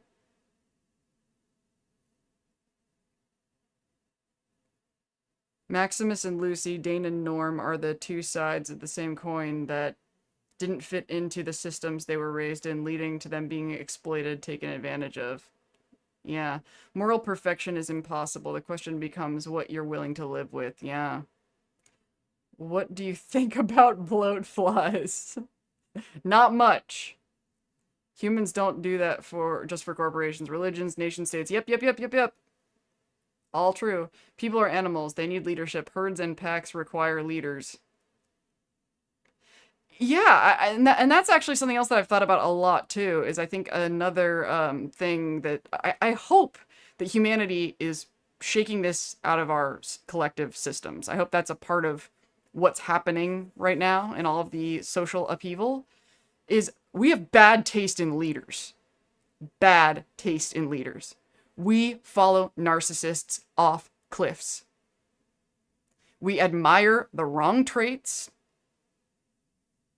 Oh man, I'm actually kind of got a little thing right now. This is something that we leave leaders on the ground with the rat scorpion stings. We leave leaders with the fucking pool cue and the roulette wheel. And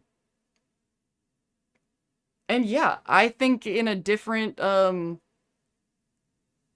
social climate, I am supposed to be a leader. Like, my personality, my charisma, whatever it is, I'm my passion, my willingness to take risks, my care for my audience or people who work with me on something. But I can't be a leader in this social situation that we're in right now, at least not in a way that I can find. Not in a way that I've been able to make sense, because, I mean, a million reasons. Like, people don't want this amount of honesty. They don't want this amount of emotional sensitivity. I think that, something that is frightening, and this goes back to why I keep talking about how I don't want to get to a point where I dehumanize my commenters and don't listen to what people are saying, and I why I want to try to attract a compatible audience and not have to just, you know, shut off comments and not listen to anybody's responses to my shit, is we admire psychopaths, we admire sociopaths, we admire emotional avoidance. That's like, people complain all the time about narcissism and manipulators, because, okay, this is what happens. I don't know who needs to hear this, but I've talked a few times in other videos and in this chat about choose the people who give you a choice. Now, the people who don't give you a choice, this is something else I've talked about in my videos, they don't necessarily put a gun to your head always. They don't necessarily, in fact, they wouldn't get away with it. These people do what works. And so what they do is they use tactics like intermittent reinforcement, they basically, just like these apps and everything else, they poke at your neurology to make you chase them. So in your head, you think, I chose them. But what you're actually doing is obeying your nervous system that they have manipulated. And that's the people that we choose as leaders. We choose the people who have successfully manipulated us because we can't tell the difference between free independent choice and obeying fear and obeying anxiety. Like the emotions, the fears, all that stuff kicks up, and those fears say, that guy will help you. And I actually just kind of confessed this to a friend of mine in chat. I was talking about my 25-year abusive, shitty situation. Is I realized that a part of it that I had to own my responsibility for is that this person just seemed so cool, calm, and collected. This person might be a psychopath. There's a couple things I look back on and I'm like, maybe not a psychopath because of these things, but this person feels totally entitled to just treat people like video game NPCs, right? But they seemed so cool, calm, and collected, and I let them tug at my neurology. I didn't know that the anxiety and that the fear that was like collapsing my brain, I had no idea that that person was doing that to me. I didn't understand it until I got away from that person and had like real relationships that exchanged emotions properly before I realized, oh my god, I wasn't crazy. They drove me crazy with these, manipulation tactics. So you feel the fear and then you make choices to alleviate yourself from that fear. But it's like what I said about Bud when he said, like, to Norm, you're in my world. I was like, these people think that they are making decisions according to the real world, that they're making decisions according to how they feel about reality. And they underestimate how much their perception of reality and how much the emotions that they're feeling are being manipulated by people. And that is why leadership positions, people who run for president, people who are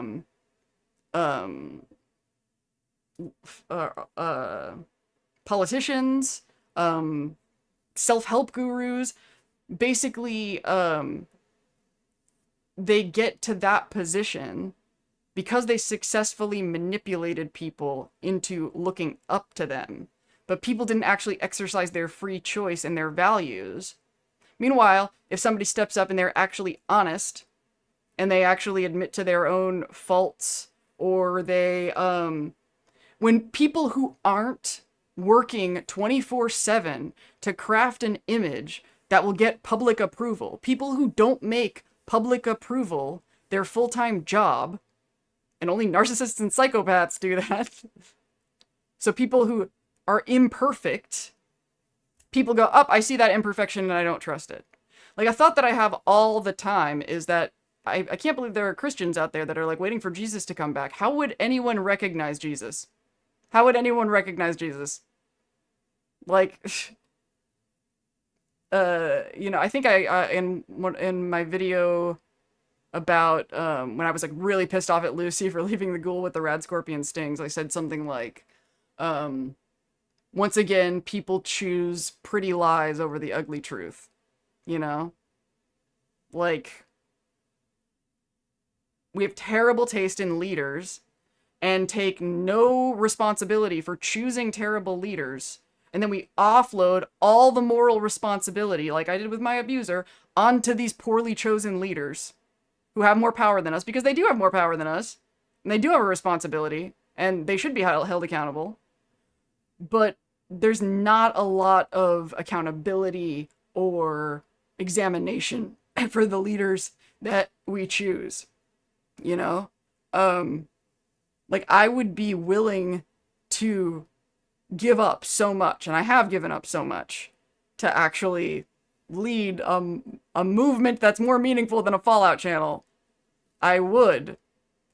But it's not just that I don't trust people and that I expect them to betray me because they have before.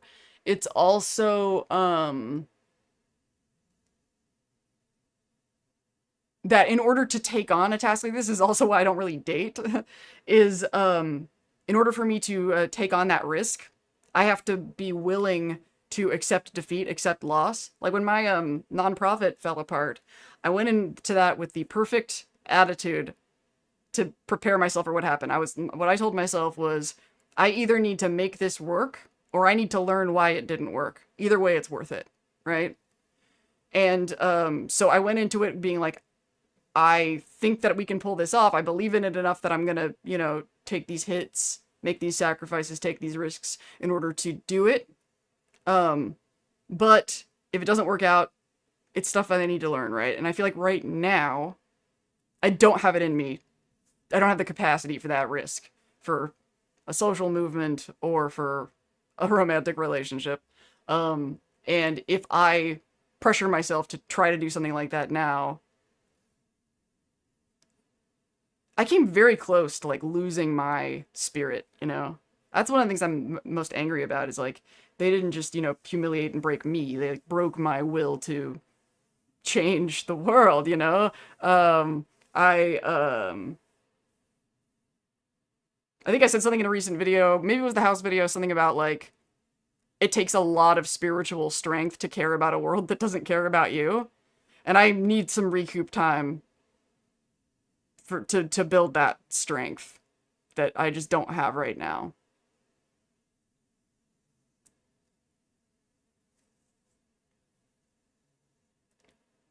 Lucy eyeing the weapons in Ma Jun's shop sets up her eyeing and taking the stuff in Sunny's. Yeah, the show is about mirrors. May have gotten the mirror part from someone else's vid, but these notes were made while watching your stuff from comments. Yeah. I don't know if that's a video topic, but it's worth a note. Compare, contrast, Lucy in, Ma Jun's shop compared to Sunny's sundries. Back when she had all 10 fingers, and then the version of her with the finger cut off.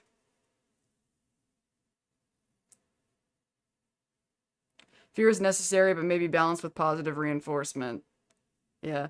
Hey everyone, sorry I'm so late, just got home. Welcome aboard, Carble Snarky. It's always good to see you. If there's a Mothman in there, a Mothwoman, because where are all the eggs coming from? The best leadership method, I believe, is ruthless benevolence. I'm gonna put that in quote and look up. I mean, I can kind of guess what that means, but... The real world is subjective to each person's perspective by what they are exposed to and consume, yeah. Those who have more power than you can be subverted easier than defeated.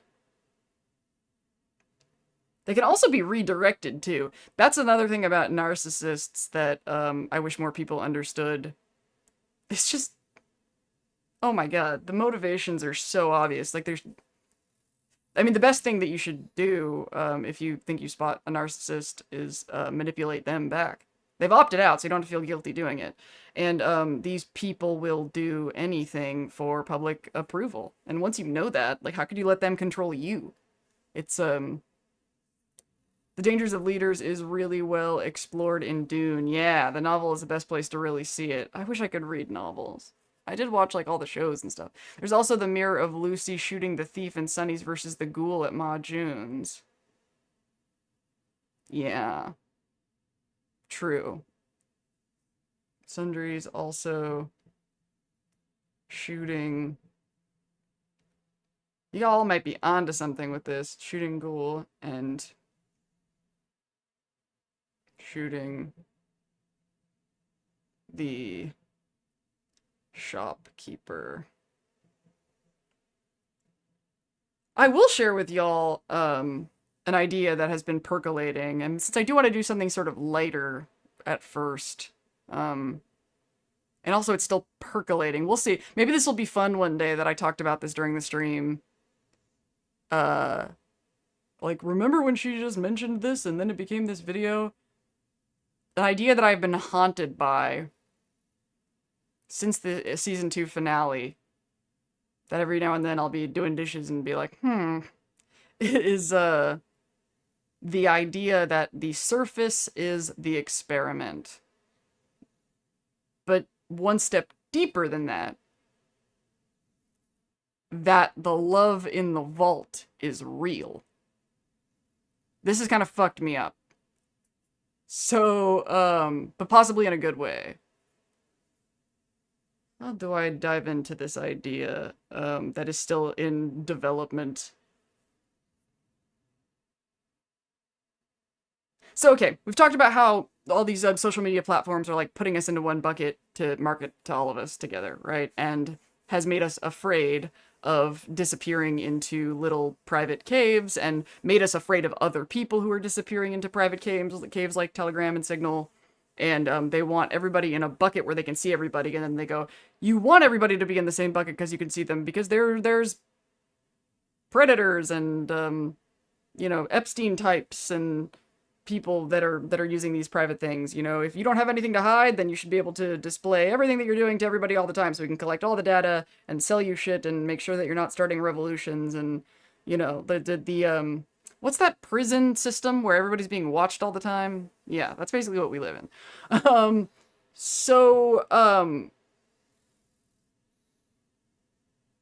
that social herding that's sort of happening is, it sort of creates an illusion that there is no escape from the surface that is the experiment, right? Because the surface is capitalism. All these companies, it'd be one thing if, like, we had normal private lives, and then we left those private lives to go to the mall and shop and engage with capitalism, get our things, and then come home to our homes. But there isn't one anymore. or there's less and less all the time. Families, and this is why, a lot of the conservatives can really, hammer in that old family values thing, and why there's like this sort of resurgence of like, because people will, like, basically, we had these nuclear family social structures that a lot of people, obviously queer people included, are like, well, this is a prison. I don't want to live in this. I want to break out. I want to leave the vault. And then they go out to the vault and find the fucking wasteland and go, oh, never mind. I want to go back in a vault. So our souls are craving, being able to have authentic, human, connected, real, loving relationships, loving connections, people that we can count on that aren't basically the Truman Show. Like the Truman Show, it's basically a vault, right? Like his wife is advertising to him while he's talking to her. Like it's so, like, the system is so deeply ingrained, and famously in the Truman Show, Jim Carrey looks at her and he goes, who are you talking to? People are so Borgified by these, this system's thinking without any escape to just be a person. And so this idea that the surface is the experiment, where even these environments that feel like they're not being controlled, where we are talking to other real people, there's we're all being herded in such a way that it feels like we're making these independent choices, but we're making them in this avenue.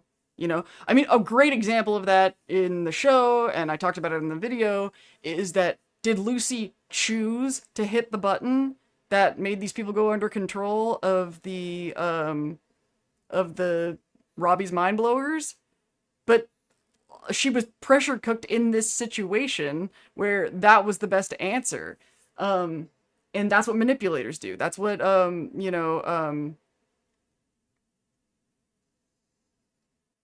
then we think we're making independent choices when our dopamine has just been yanked into a certain direction.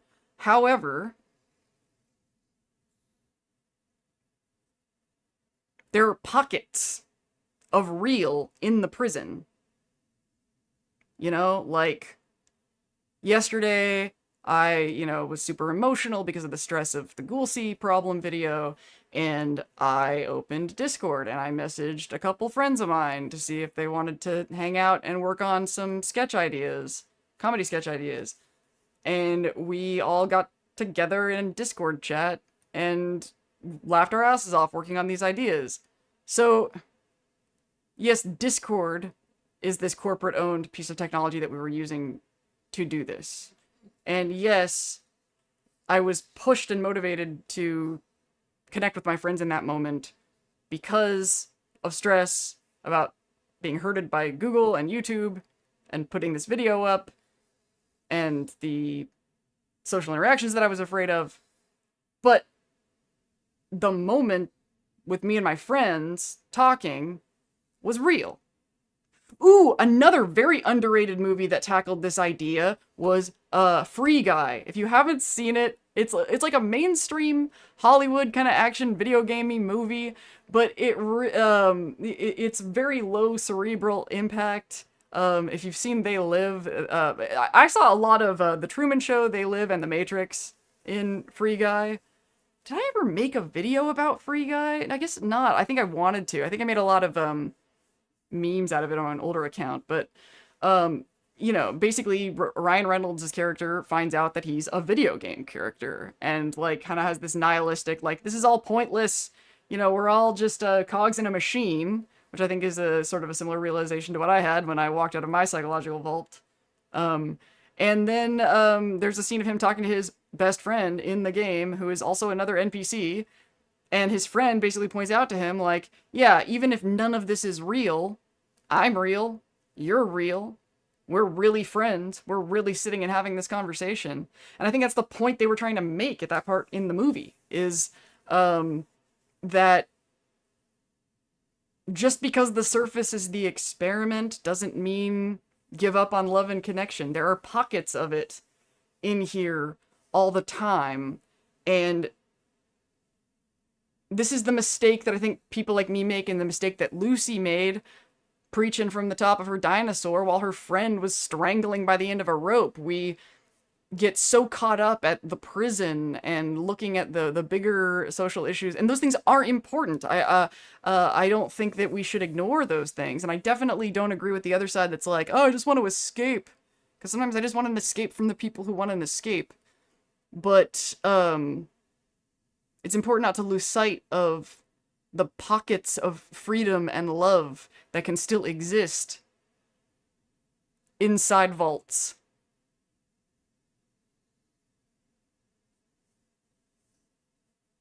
Panopticon, thank you! In Fallout 4 and 76, they showed that there were towns that were being experimented on before the war. Remember the school with the special lunches? Yeah, the goo.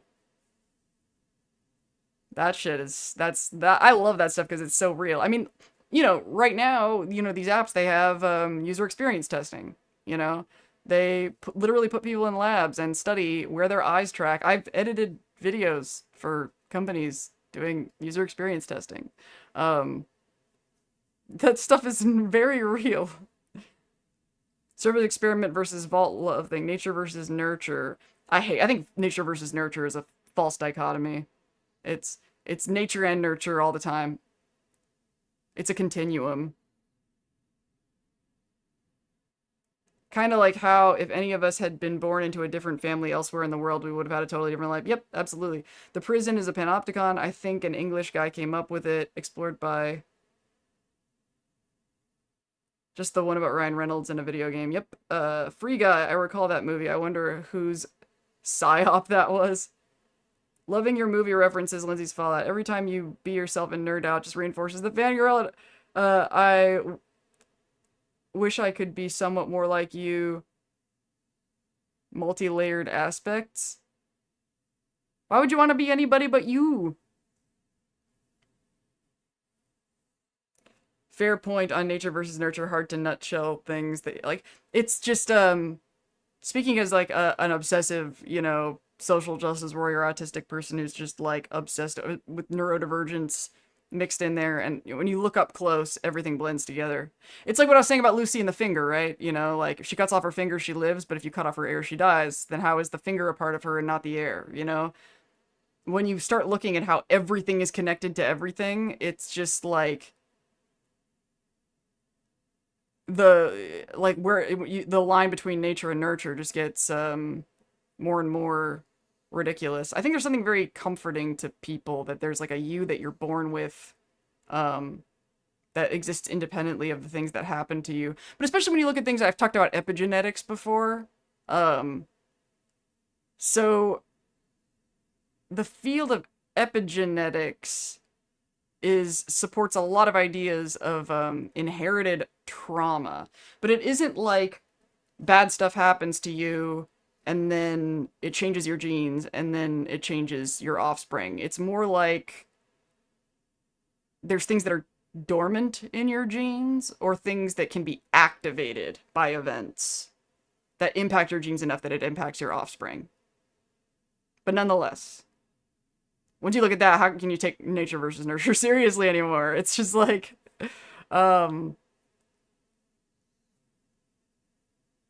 especially when, physicists start talking about things like how matter and energy are the same thing in a different form. And then it's like, oh, well, fuck, whatever. Stuff that happens and stuff that is the same. Stanford Prison Experiment. I talked about Stanford Prison Experiment actually a little bit in my narcissism articles, actually. What's funny is the Stanford Prison Experiment proves itself by it being a shady study. Like, okay, this is the mindfuck of the Stanford Prison Experiment. So they put these kids in an environment to basically show that if you take people who have well-meaning upbringings and something and you put them in the situation where these people are the prisoners and these people are the guards, that look how shitty the guards treat the prisoners, right? And then everybody went, wow, look at what we've learned about people from this study that shows, when people can see each other as see themselves as prisoners and the other as guards, and how shitty they treat each other. Oh my god, how shocking. And then they zoomed out and found out that the whole thing was more or less a scam that was controlled by the guy doing the research, who basically egged on the guards to treat the prisoners shitty, etc., etc. So it proved its own point, not because of how the guards treated the prisoners, but because of how the guy who did the experiment treated the whole thing. Like, I've never seen anybody frame it that way before, but if you look at it, that's... Like, I'm like, why is nobody talking about... Like, everybody went, oh, but then it turned out to be a scam. And I'm like, but the scam proves... Like, it's almost like he projected his own evil onto these kids. It's weird. But yeah, going back to the topic of people picking, bad, leaders. Everything is stardust. We are the universe experiencing itself. That is something that even the most logical, sciencey people and the most spiritual people can agree on. We are the universe experiencing itself.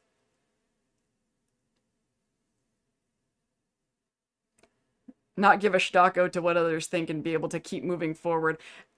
I actually, one of my first personal development series, one of the first things I try to do is actually called Keep Moving Forward.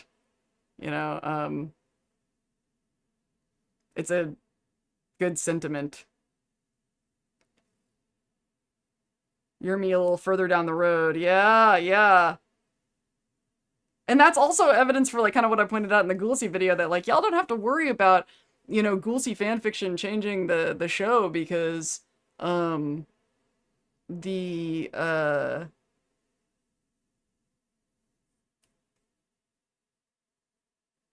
it's all so planned. It was so planned. Though, I have some concerns about how the actors a lot of the time don't know where it's going. Like, I don't know if you guys have seen this pattern, but I've noticed it a lot. When they interview actors on the show, who plays Stephanie, she thought she was just going to be, like, in one episode. She had no idea how big the character, but obviously, like, the writers knew. And I think this might add to my confusion about whether or not Dane was lying about putting the razor blades in their own boot, because of the performances that Dave gave earlier and my autistic pattern recognition. I thought there were clues that it was bullshit, but maybe the actor didn't know that Dane put the razor blades in their own boot, and that's why they didn't play it in a way where that tracked for me. And Rafi Silver didn't know he wasn't Mr. House. Like, that's how he was cast, that's who he played, and which I could see from the producers of the show perspective why they would want to do that, because they want the audience to believe that that's Mr. House, and if the actor believes it, then he'll sell that idea. But there's something that rubs me the wrong way from, like, an ethical perspective, that these actors don't know what character they're playing and what's happening. And that's one of the reasons why I never got into acting, even though, I mean, I would have been terrible at memorizing lines, but I would have probably been a good actor performance-wise if I'd chosen that route. But I watched my actor friends in LA, and I was like, I cannot be a professional auditioner. No way. That's basically what it is. You're a professional auditioner that has to pay rent that doesn't get paid for all the auditions. Actually, sometimes you do get paid for auditions, but that's a whole other thing. But it's not much. Like, I think I talked to you guys about that Bones thing that I did. I think I got paid a little bit for that, for showing up. I got like something. There was some sort of, anyway. What the hell was I going to say?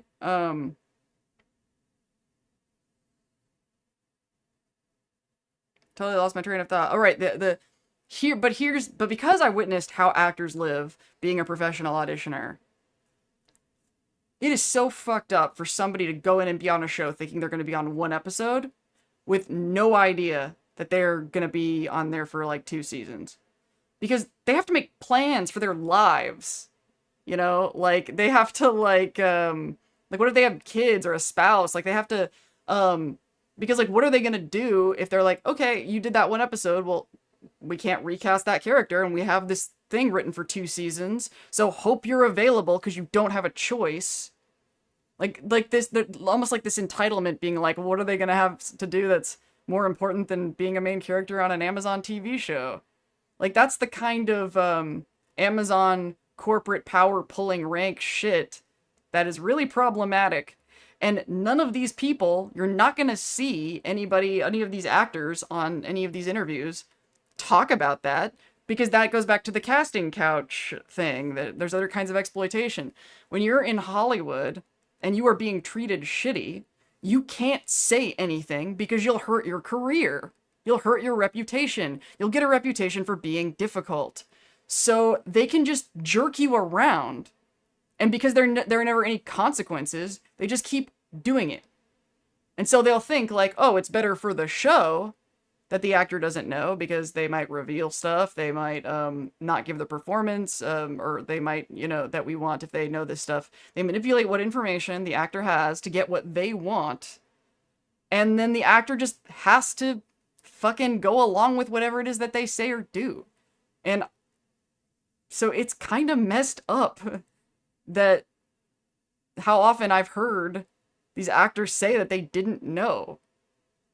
Like, when Rafi Silver came and did that thing, he didn't know he was Mr. House. He didn't know he was going to be in the 2nd season as much as he was. And it's like, we're not going to see actors who thought they had a bit part at the beginning of the show get recast later. Like, the scenario of, oh, well, when I agreed to do this gig, I didn't know it was going to be a long-term thing, so I made other plans, can't do it. I can't really see that happening, which tells me that people are pulling rank 100% of the time that this is happening. But that's why, that kind of thing is why I left LA after 6 years. I'm just like, I had to have so little dignity, because the pressure to not have a bad reputation, not have a reputation for being difficult. It's like everybody warned me that it's all about who you know. But I didn't really understand what that meant.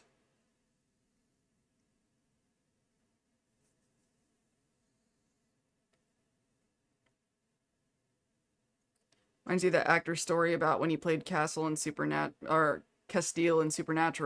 He made a very greggily hard voice, and then he had to play it for the rest of the series.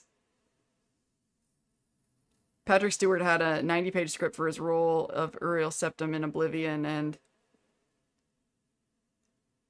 I don't know what IYKYK means. He technically didn't need it, but he loved it.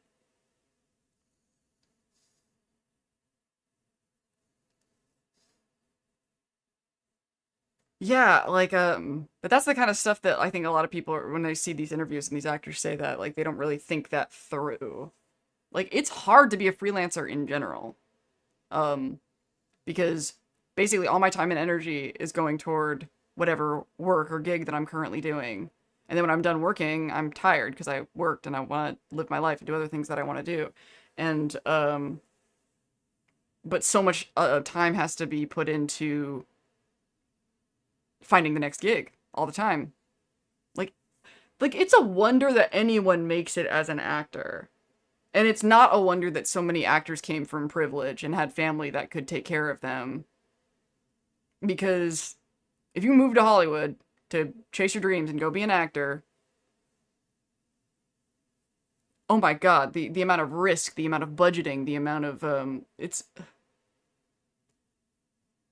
the lack of support, the lack of like there are some programs that you might be surprised to know exist, like when you go on unemployment as in the entertainment industry in LA, you can get you can qualify to go to take classes. So I took compositing and visual effects classes at Studio Arts on unemployment, so that my skills wouldn't get rusty while I was looking for work.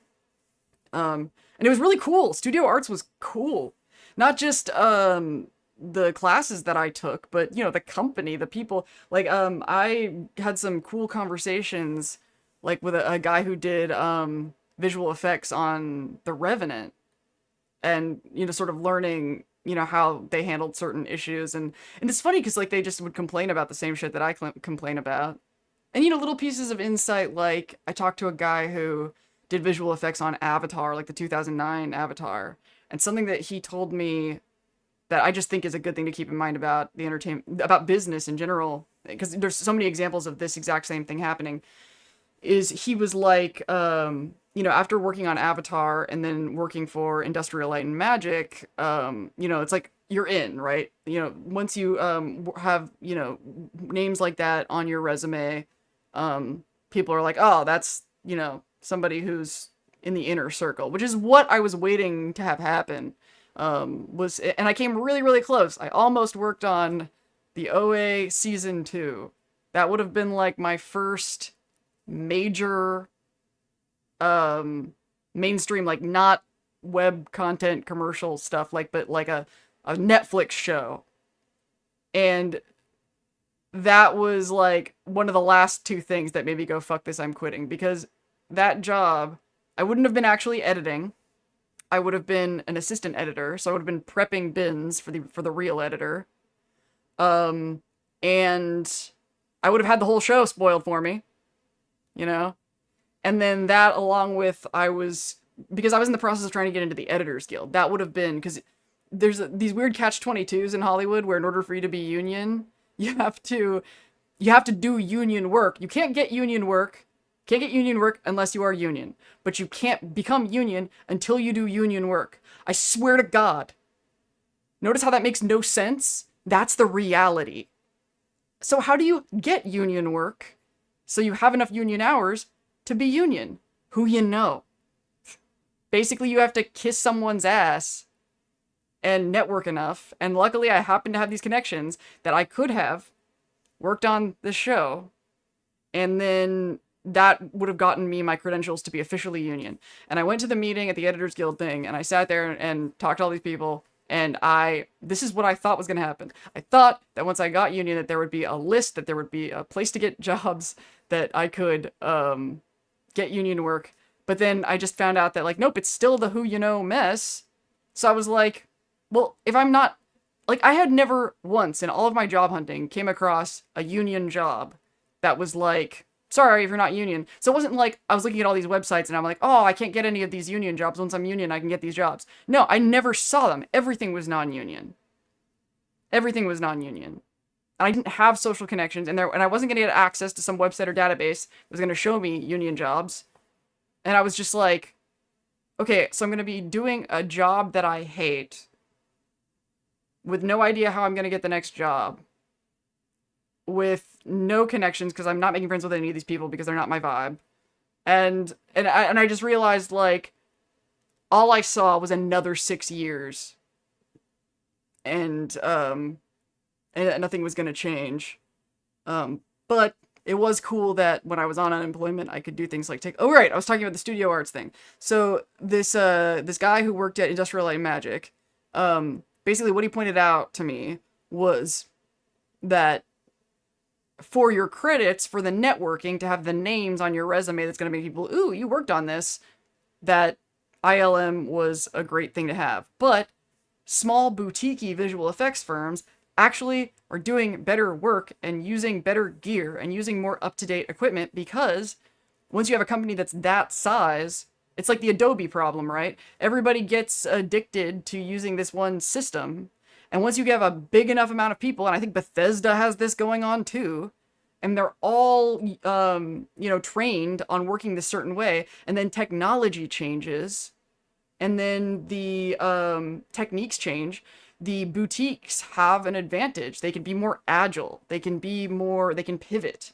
They can learn new skills. They can learn, they have flexibility to try new things and do things differently. And so, hilariously, you think of these big companies as having the state-of-the-art stuff, but a lot of the times in this, technology landscape, they have older shit. They have older shit because it takes longer for them to adopt new shit. So I was like, I'm probably gonna have an easier time being creative, hanging out on my computer, yo, and not trying to impress these people.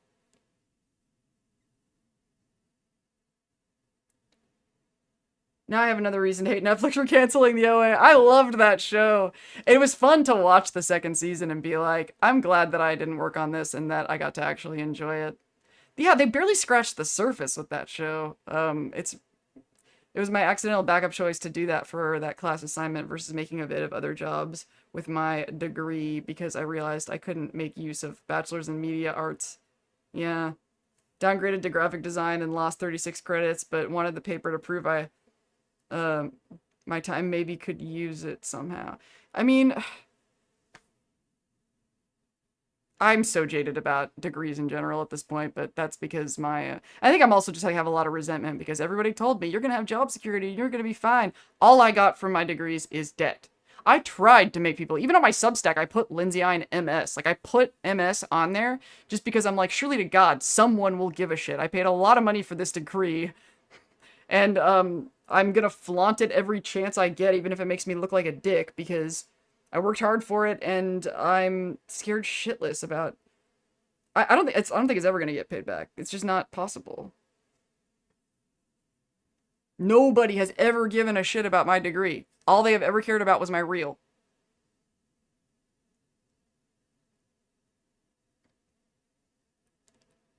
Me in the medical field. Innovation almost never comes from big companies in most industries. Yeah, they come from little companies, and then the big companies eat those companies. That's what happens. Like, how much of Adobe is not Adobe? It was just eaten.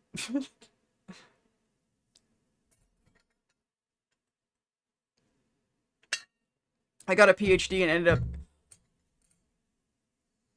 coking? Is it cooking that you meant there? But coking is interesting. um,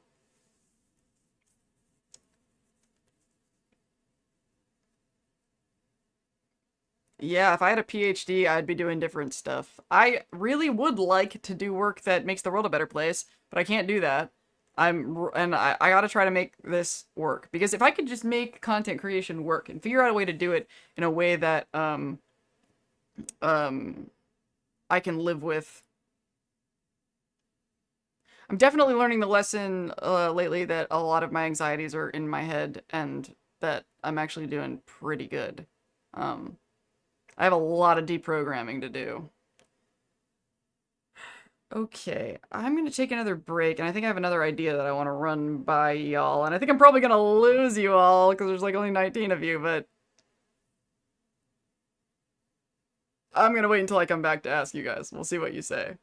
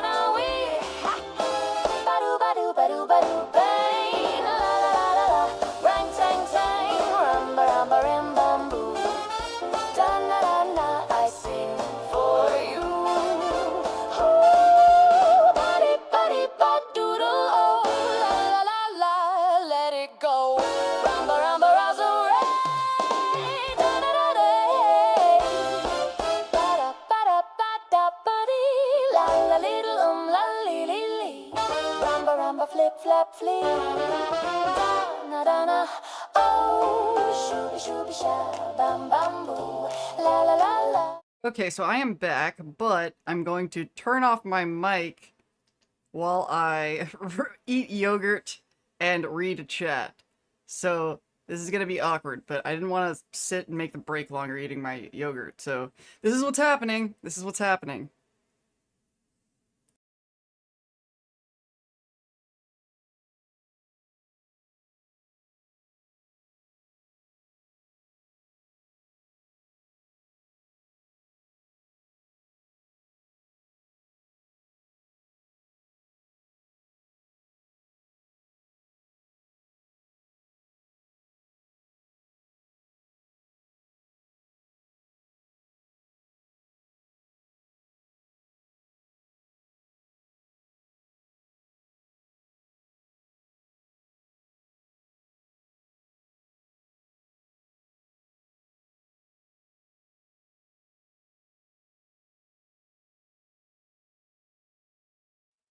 Who all plays 76? Go off and chat. Anybody who plays 76. And we're 16 viewers. You know what? Ghoulcy video, not huge views for me, not a huge stream, and this following up after Ghoulcy. But you know, it makes I was already. It probably would have been hard for me if it was really successful, because the stress of the topic and everything. I honestly feel pretty good about what videos are getting the most views as far as the kind of stuff that I want to be talking about. Let's look at that really fast.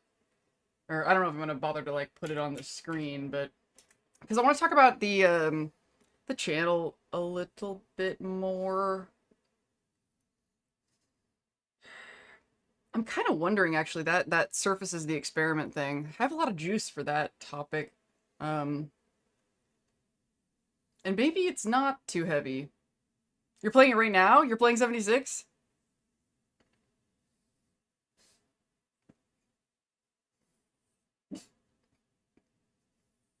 Oh yes, as always, if anybody wants to give me money, I would love to have money.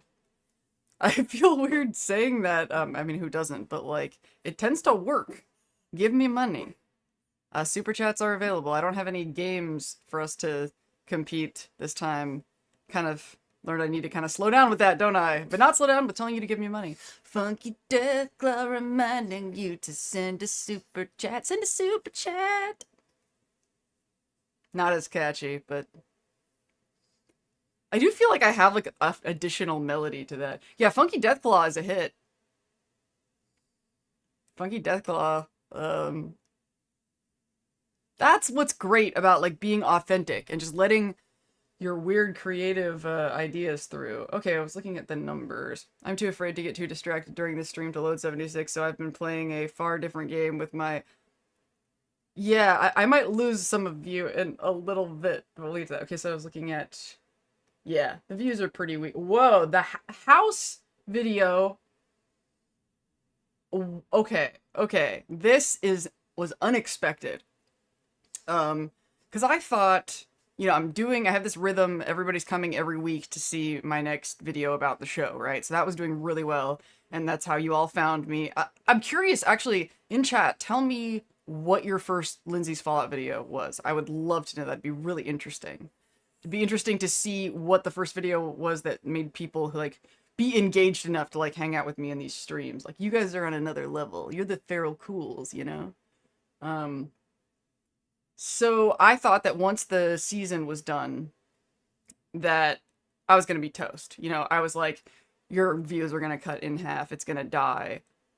However, the first video that I did post the show is over, the house we built, is my biggest video in this era of Lindsay's Fallout.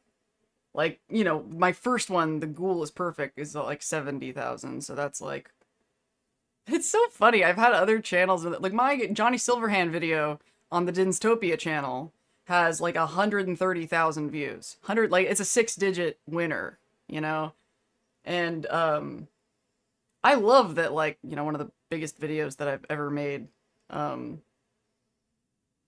was that one, because I put so much work into it. But it's just crazy, like, I'm putting so much more, like, rhythm and commitment and stuff into this channel that is performing a fraction as well as Dinztopia, but this is where my heart is right now.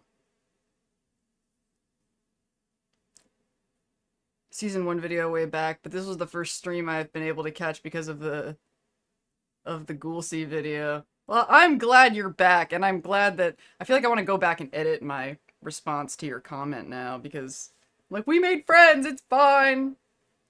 Yeah,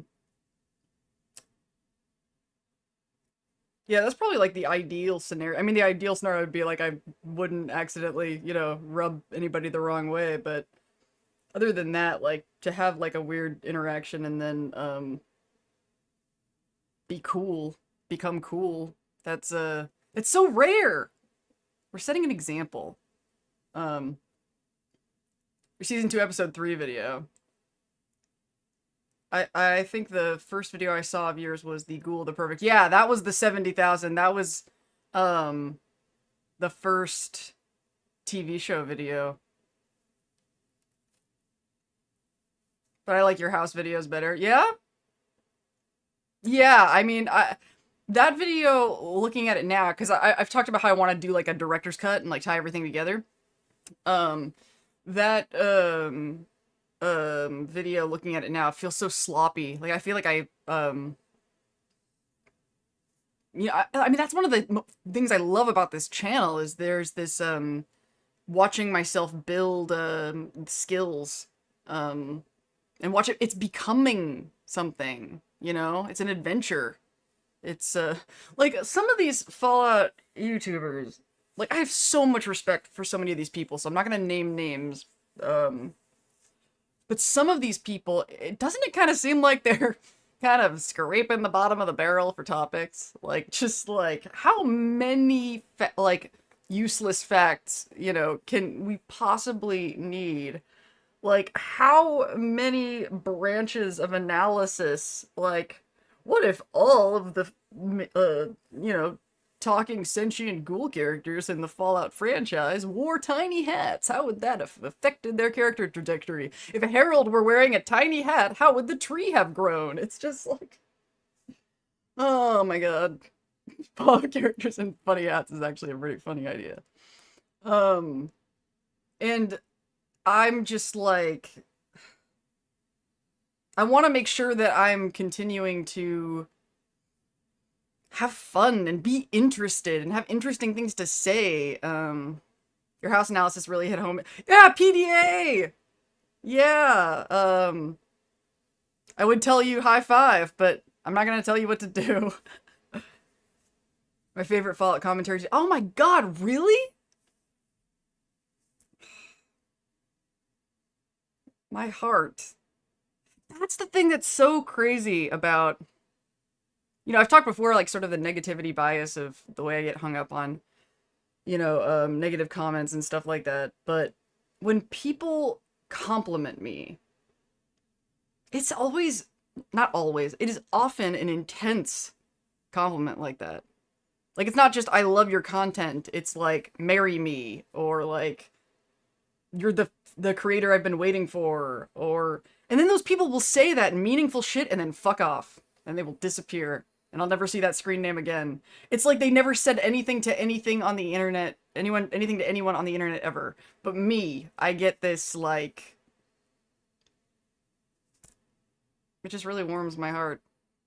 I think that's sort of the, blessing and curse of my existence, is I have an intense effect on people.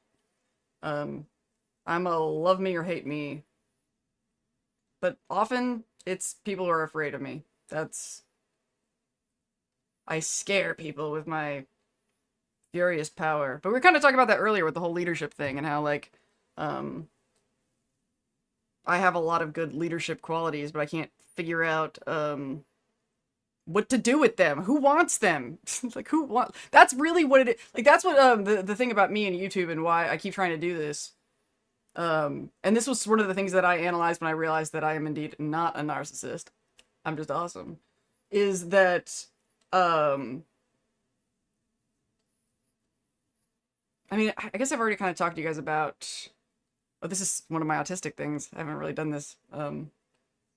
Is, the sense of responsibility for, the impact that I'm gonna have on people. And, man, this was too much of a narcissistic tangent anyway.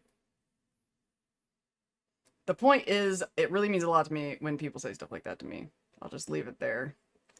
The first video I saw was the norm being not. Yeah, that's that video is a good example of what I'm talking about, where the numbers on it aren't huge. You know, it's at, like, what, 4,000 views or something. But that video had a very strong impact on a lot of people. It's one of those things, like, when you look at YouTube success and the money, you're like, oh, it's not a lot of views. But then when you picture, like, 4,000 people in a room, I need to eat more of this yogurt.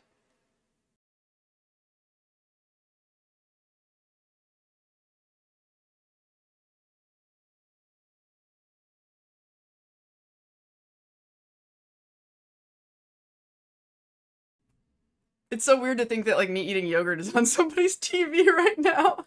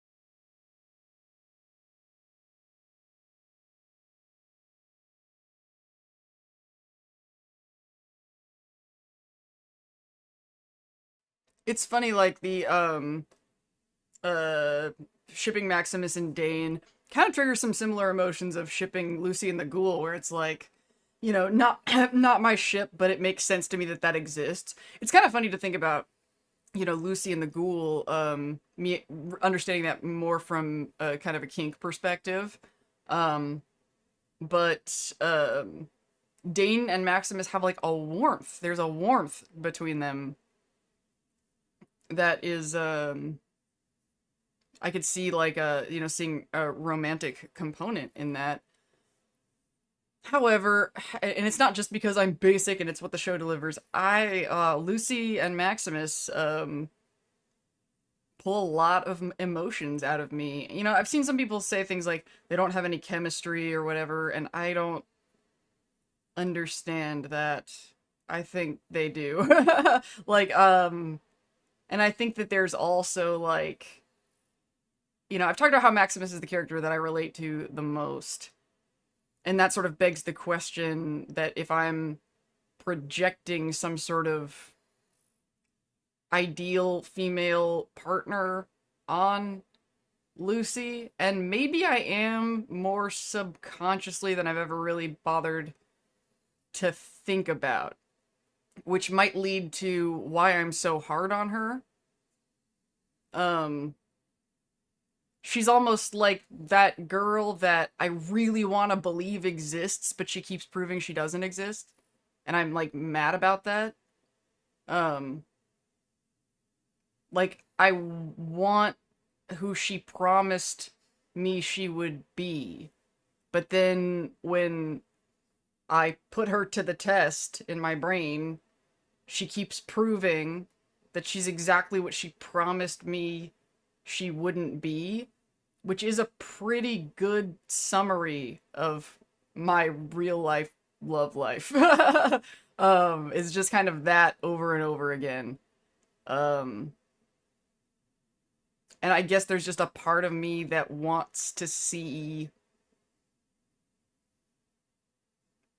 her be who she needs to be. God damn it. I don't know.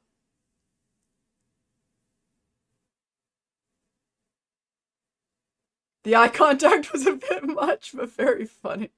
I didn't do it for too long.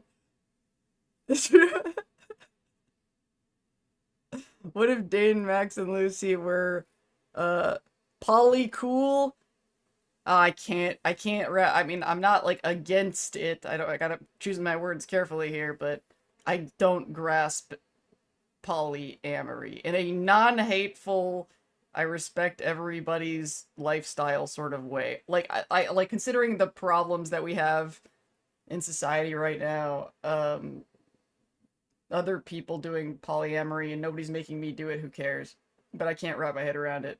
And then I think about how so many people feel that way about homosexuality, and I'm like, okay. Just like people are weird. If we could just like be cool with just being like they're weird. Like what, why does it have to be all the fighting? Why? War never changes. You want Mr. House to have Jane?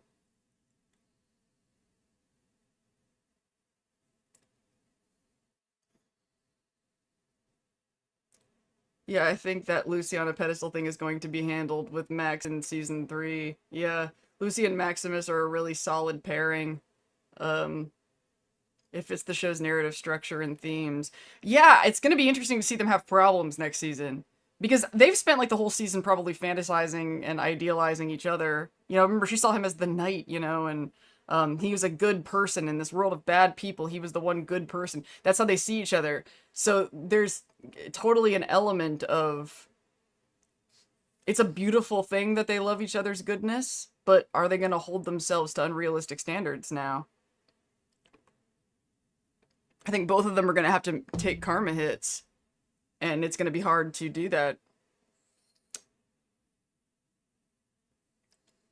If they stay true to her, hopefully she can stay there for him, but in a three-dimensional way. Ooh, what did I say that made you say preach it? No, I don't know. What was I saying? Okay, so now, okay, we've been going, approaching 3 hours, and, okay, moral quandaries aside, it always comes down to the shipping, yeah. Um, I don't know how well they handle it because Lucy never mentioned Max in season 2, so I think there will be... Yeah, she's been, busy. I'm not in poly, I just have 2 very close roommates. I'm all about chosen family. Like, I do want to live, like, with a bunch of people. I just... One of them will be closer to me than all the others. That's how I see it happening. I'm a monogamous person. And the thing that I don't get about it, I don't know, is it even worth qualifying? Because it's so non-judgmental. It sounds so judgmental, but it's not. It's literally, I can't wrap my brain around it. Almost like it's like a math equation that like, to me, there's just like, relationships are so complicated, and like, what if one of you gets a job in another state, and then like another one, you know, has a sibling that's sick that needs to move in. There are just certain situations in life where it needs to be clear what person gets the highest priority. I mean, look how complicated things can get with kids. It's like, one person has to be like the anchor point, you know? It's like a seesaw. A seesaw doesn't work if there's more than 2 sides. Like, you need to know that somebody is gonna have time and space for you in a certain situation. If you're sick, like you just need to know that there's one person who will clear their fucking calendar. I don't. So it's a mathematical thing that confuses me about polyamory. It's very mathematical.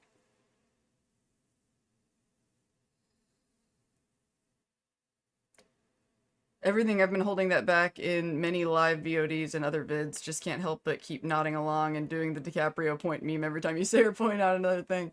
Poly problems are why they enter polycule diagrams. Yeah, I'm sure they have that shit. How could they not? They've got to have plans for that stuff. And I just don't think that all of that is worth it. It sounds really complicated and hard. I'd rather just be in love with one person. I mean, but I really hope that this is properly coming across with the such lack of judgment and pure love and respect for the way other people do things. It's hard sometimes to, you know, make sure that, you know, I'm coming off like a couple can also form the center of a poly family. Yeah, and I guess there is also an element of just anxiety because I live in Portland and I'm a monogamous lesbian, and it's like, I'd love to just, you know, date a person, but I tend to get along better with people who prefer poly lifestyles. You know, I'm autistic and ADHD and abstract and creative and weird. Of course I want to do poly, right? No! I hope that to at least be, like, living proof that, my god, not everybody who's monogamous is, a shill for capitalism or, you know, I mean, my god, considering the topics, the stuff I talk about, it's pretty clear, not, you know, just indoctrinated by the monogamy industrial complex, or like, some of the polyamorous people can sound like that when they talk about monogamy. Like, who had respect for themselves would imprison themselves in such a thing, but I'm just like, no, have no ambition to have more than one romantic partner whatsoever. Um, I don't feel held back. Like, monogamy does not make me feel held back from anything, I promise. Me living in Portland is unsurprising, that's right. And such fucked up shit brought me here too, but I'm happy. Except for the fucking weather. I can't stand... I'm a total baby when it comes to weather. That was the one thing about LA that I really liked. Okay, so, I want to talk about one more thing. Holy crap! Can't believe how long I've been online. Okay. What time is it? Shit. I feel like I was about to tell you guys that I was gonna go an hour ago. And I wasn't about to go. This is what I was gonna say.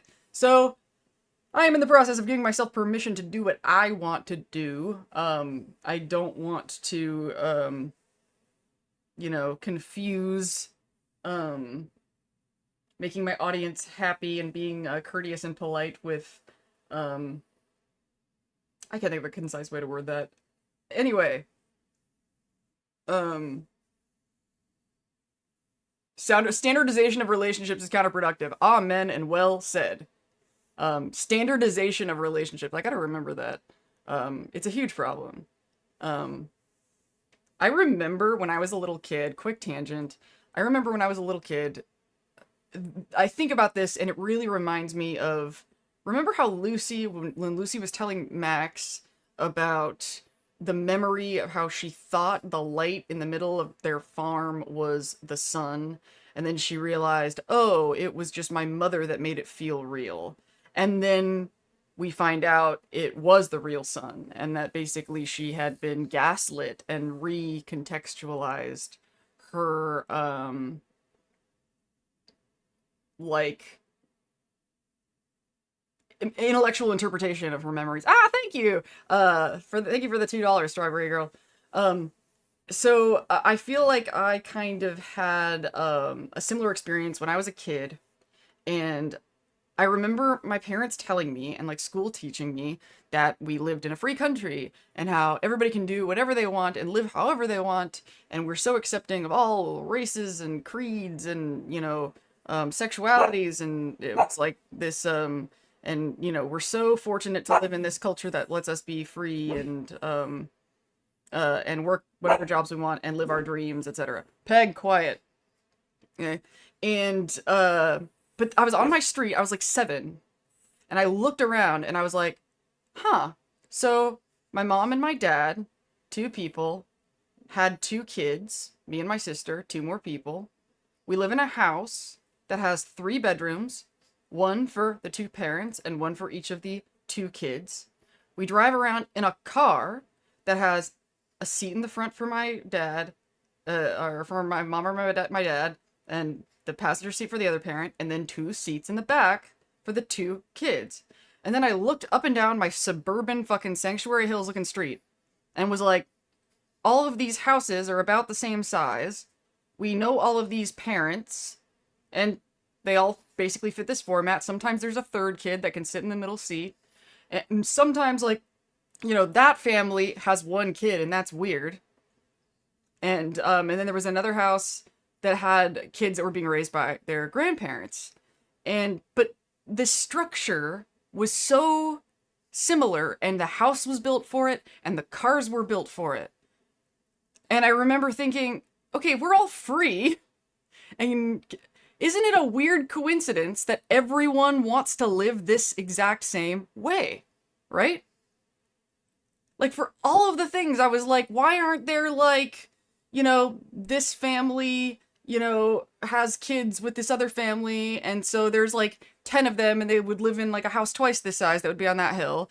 And then what if like there was a family over here that wasn't a family, it was just a bunch of roommates who like got together in college and wanted to stay friends and live together. I was like, aren't there a lot of different ways that people could live?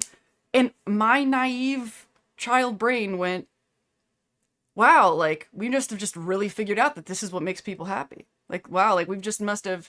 I humbled myself to it. I was like, humanity has existed, you know, this long, and we've, you know, tested and trialed a bunch of different ways, and just came to the conclusion that humans were happier living this way. And now, seeing what's happening with the world, with things like polyamory, with things like uh, intentional communities and all of that, I feel like Lucy finding out she really did see the sun.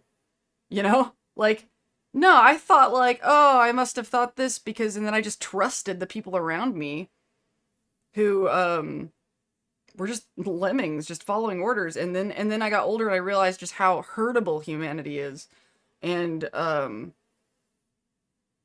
and it's just like hilarious that and it's kind of sad when you're forced to go to church, but those adults that go don't actually follow what they're supposed to. Yeah, bombing Shady Sands. Yeah, because they want you to be a participant in the culture. Like that was a weird thing that happened when I was a kid too. Is that like my mom, was atheist and she didn't care about church and blah blah blah. But then when I volunteered at a church, she was like so excited and like told my grandmother. I was like, what? And then also, when I was listening to Him, the band Him, if anybody remembers that, she like didn't like that I was listening to a satanic band. I'm like, you're atheist. Why do you care? And now I realize it was like her mom, the internalized antagonist, the fears. Like she constantly got anxiety protecting fears that were not hers. Lucy seeing the sun is a beautiful metaphor. Yeah, we didn't come back to it, but it was a good one. The tribe is the oldest still living social structure that will survive this civilization's end. Yeah. The nuclear family concept is sort of an accident of advertising. It creates the most consumer, yeah, yeah. It's really strategic. There's a book called The Way We Never Were.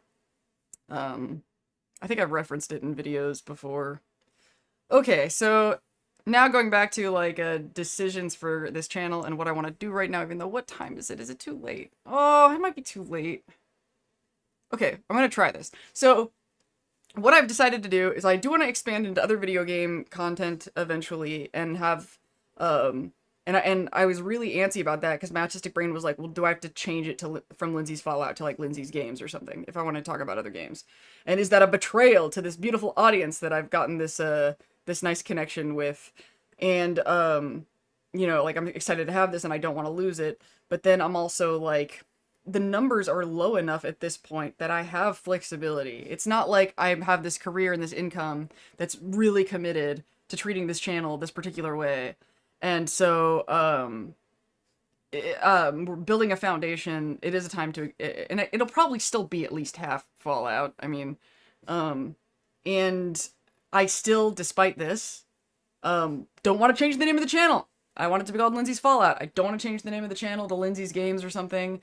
And I was thinking about it, and, because it is still going to be predominantly Fallout, and it's still, I kind of like the double meaning of the word Fallout as not just meaning Fallout the franchise, but like the consequences of Lindsay, the aftermath of Lindsay, you know? So I am gonna keep it. I'm gonna make whatever videos I want, and I'm keeping the name, and it's gonna probably still revolve around Fallout graphics. So on that note, Disco Elysium, I am playing that right now. Have I talked about that before? I am playing it and I am like struggling with I love it. I love it. I respect it. But it's really challenging and it's kind of hard to explain why. The game pressures you into making choices with lists of options that don't like inspire me. So I find myself often feeling like I'm just picking something random or just trying to be a completionist and selecting as much as possible. And that makes me not like it because I don't feel like I'm having like an authentic RPG experience. Right. So you guys heard it here, folks. And on that note, there's only 21 of you, and this might be a bad idea. But before I go to bed tonight, I really, really want to play more Silent Hill 2. I really want to play more Silent Hill 2. But I tried to crack it open a couple times since the last stream, and it's too spooky to play it by myself. It's too scary. The graphics are too good, and I want to turn the lights off because I still want to, see it better in the darkness. And so I was hoping But here's the thing. I can't just, like, switch this to the game from this stream. I would have to stop this stream and start a new one, which is probably a good idea for other reasons because it'll have a different thumb for the thing. But the reason I have to do it that way is because my recording setup is different for Silent Hill. I have to, so if I shut down and you give me a couple minutes to sort my shit, check on the dog, and then I just start a new stream, will you guys meet me there? I can't imagine it. I will start streaming as fast as humanly possible so that, you know, I don't lose you. Like, basically, like, I'm gonna do a quick list of things, and then I'll open the stream before I open the game. Oh my god, you guys are the best. So let's do that. So I'm gonna take a break, but instead of calling it a break and putting the BRB screen, I'm just gonna shut it down. So keep an eye on the channel, and thank you, because I can't play it alone. It's ridiculous. I'm kind of embarrassed. I'm like, I'm a 40-year-old woman. This game is scary. Okay, I will see you guys in a few minutes.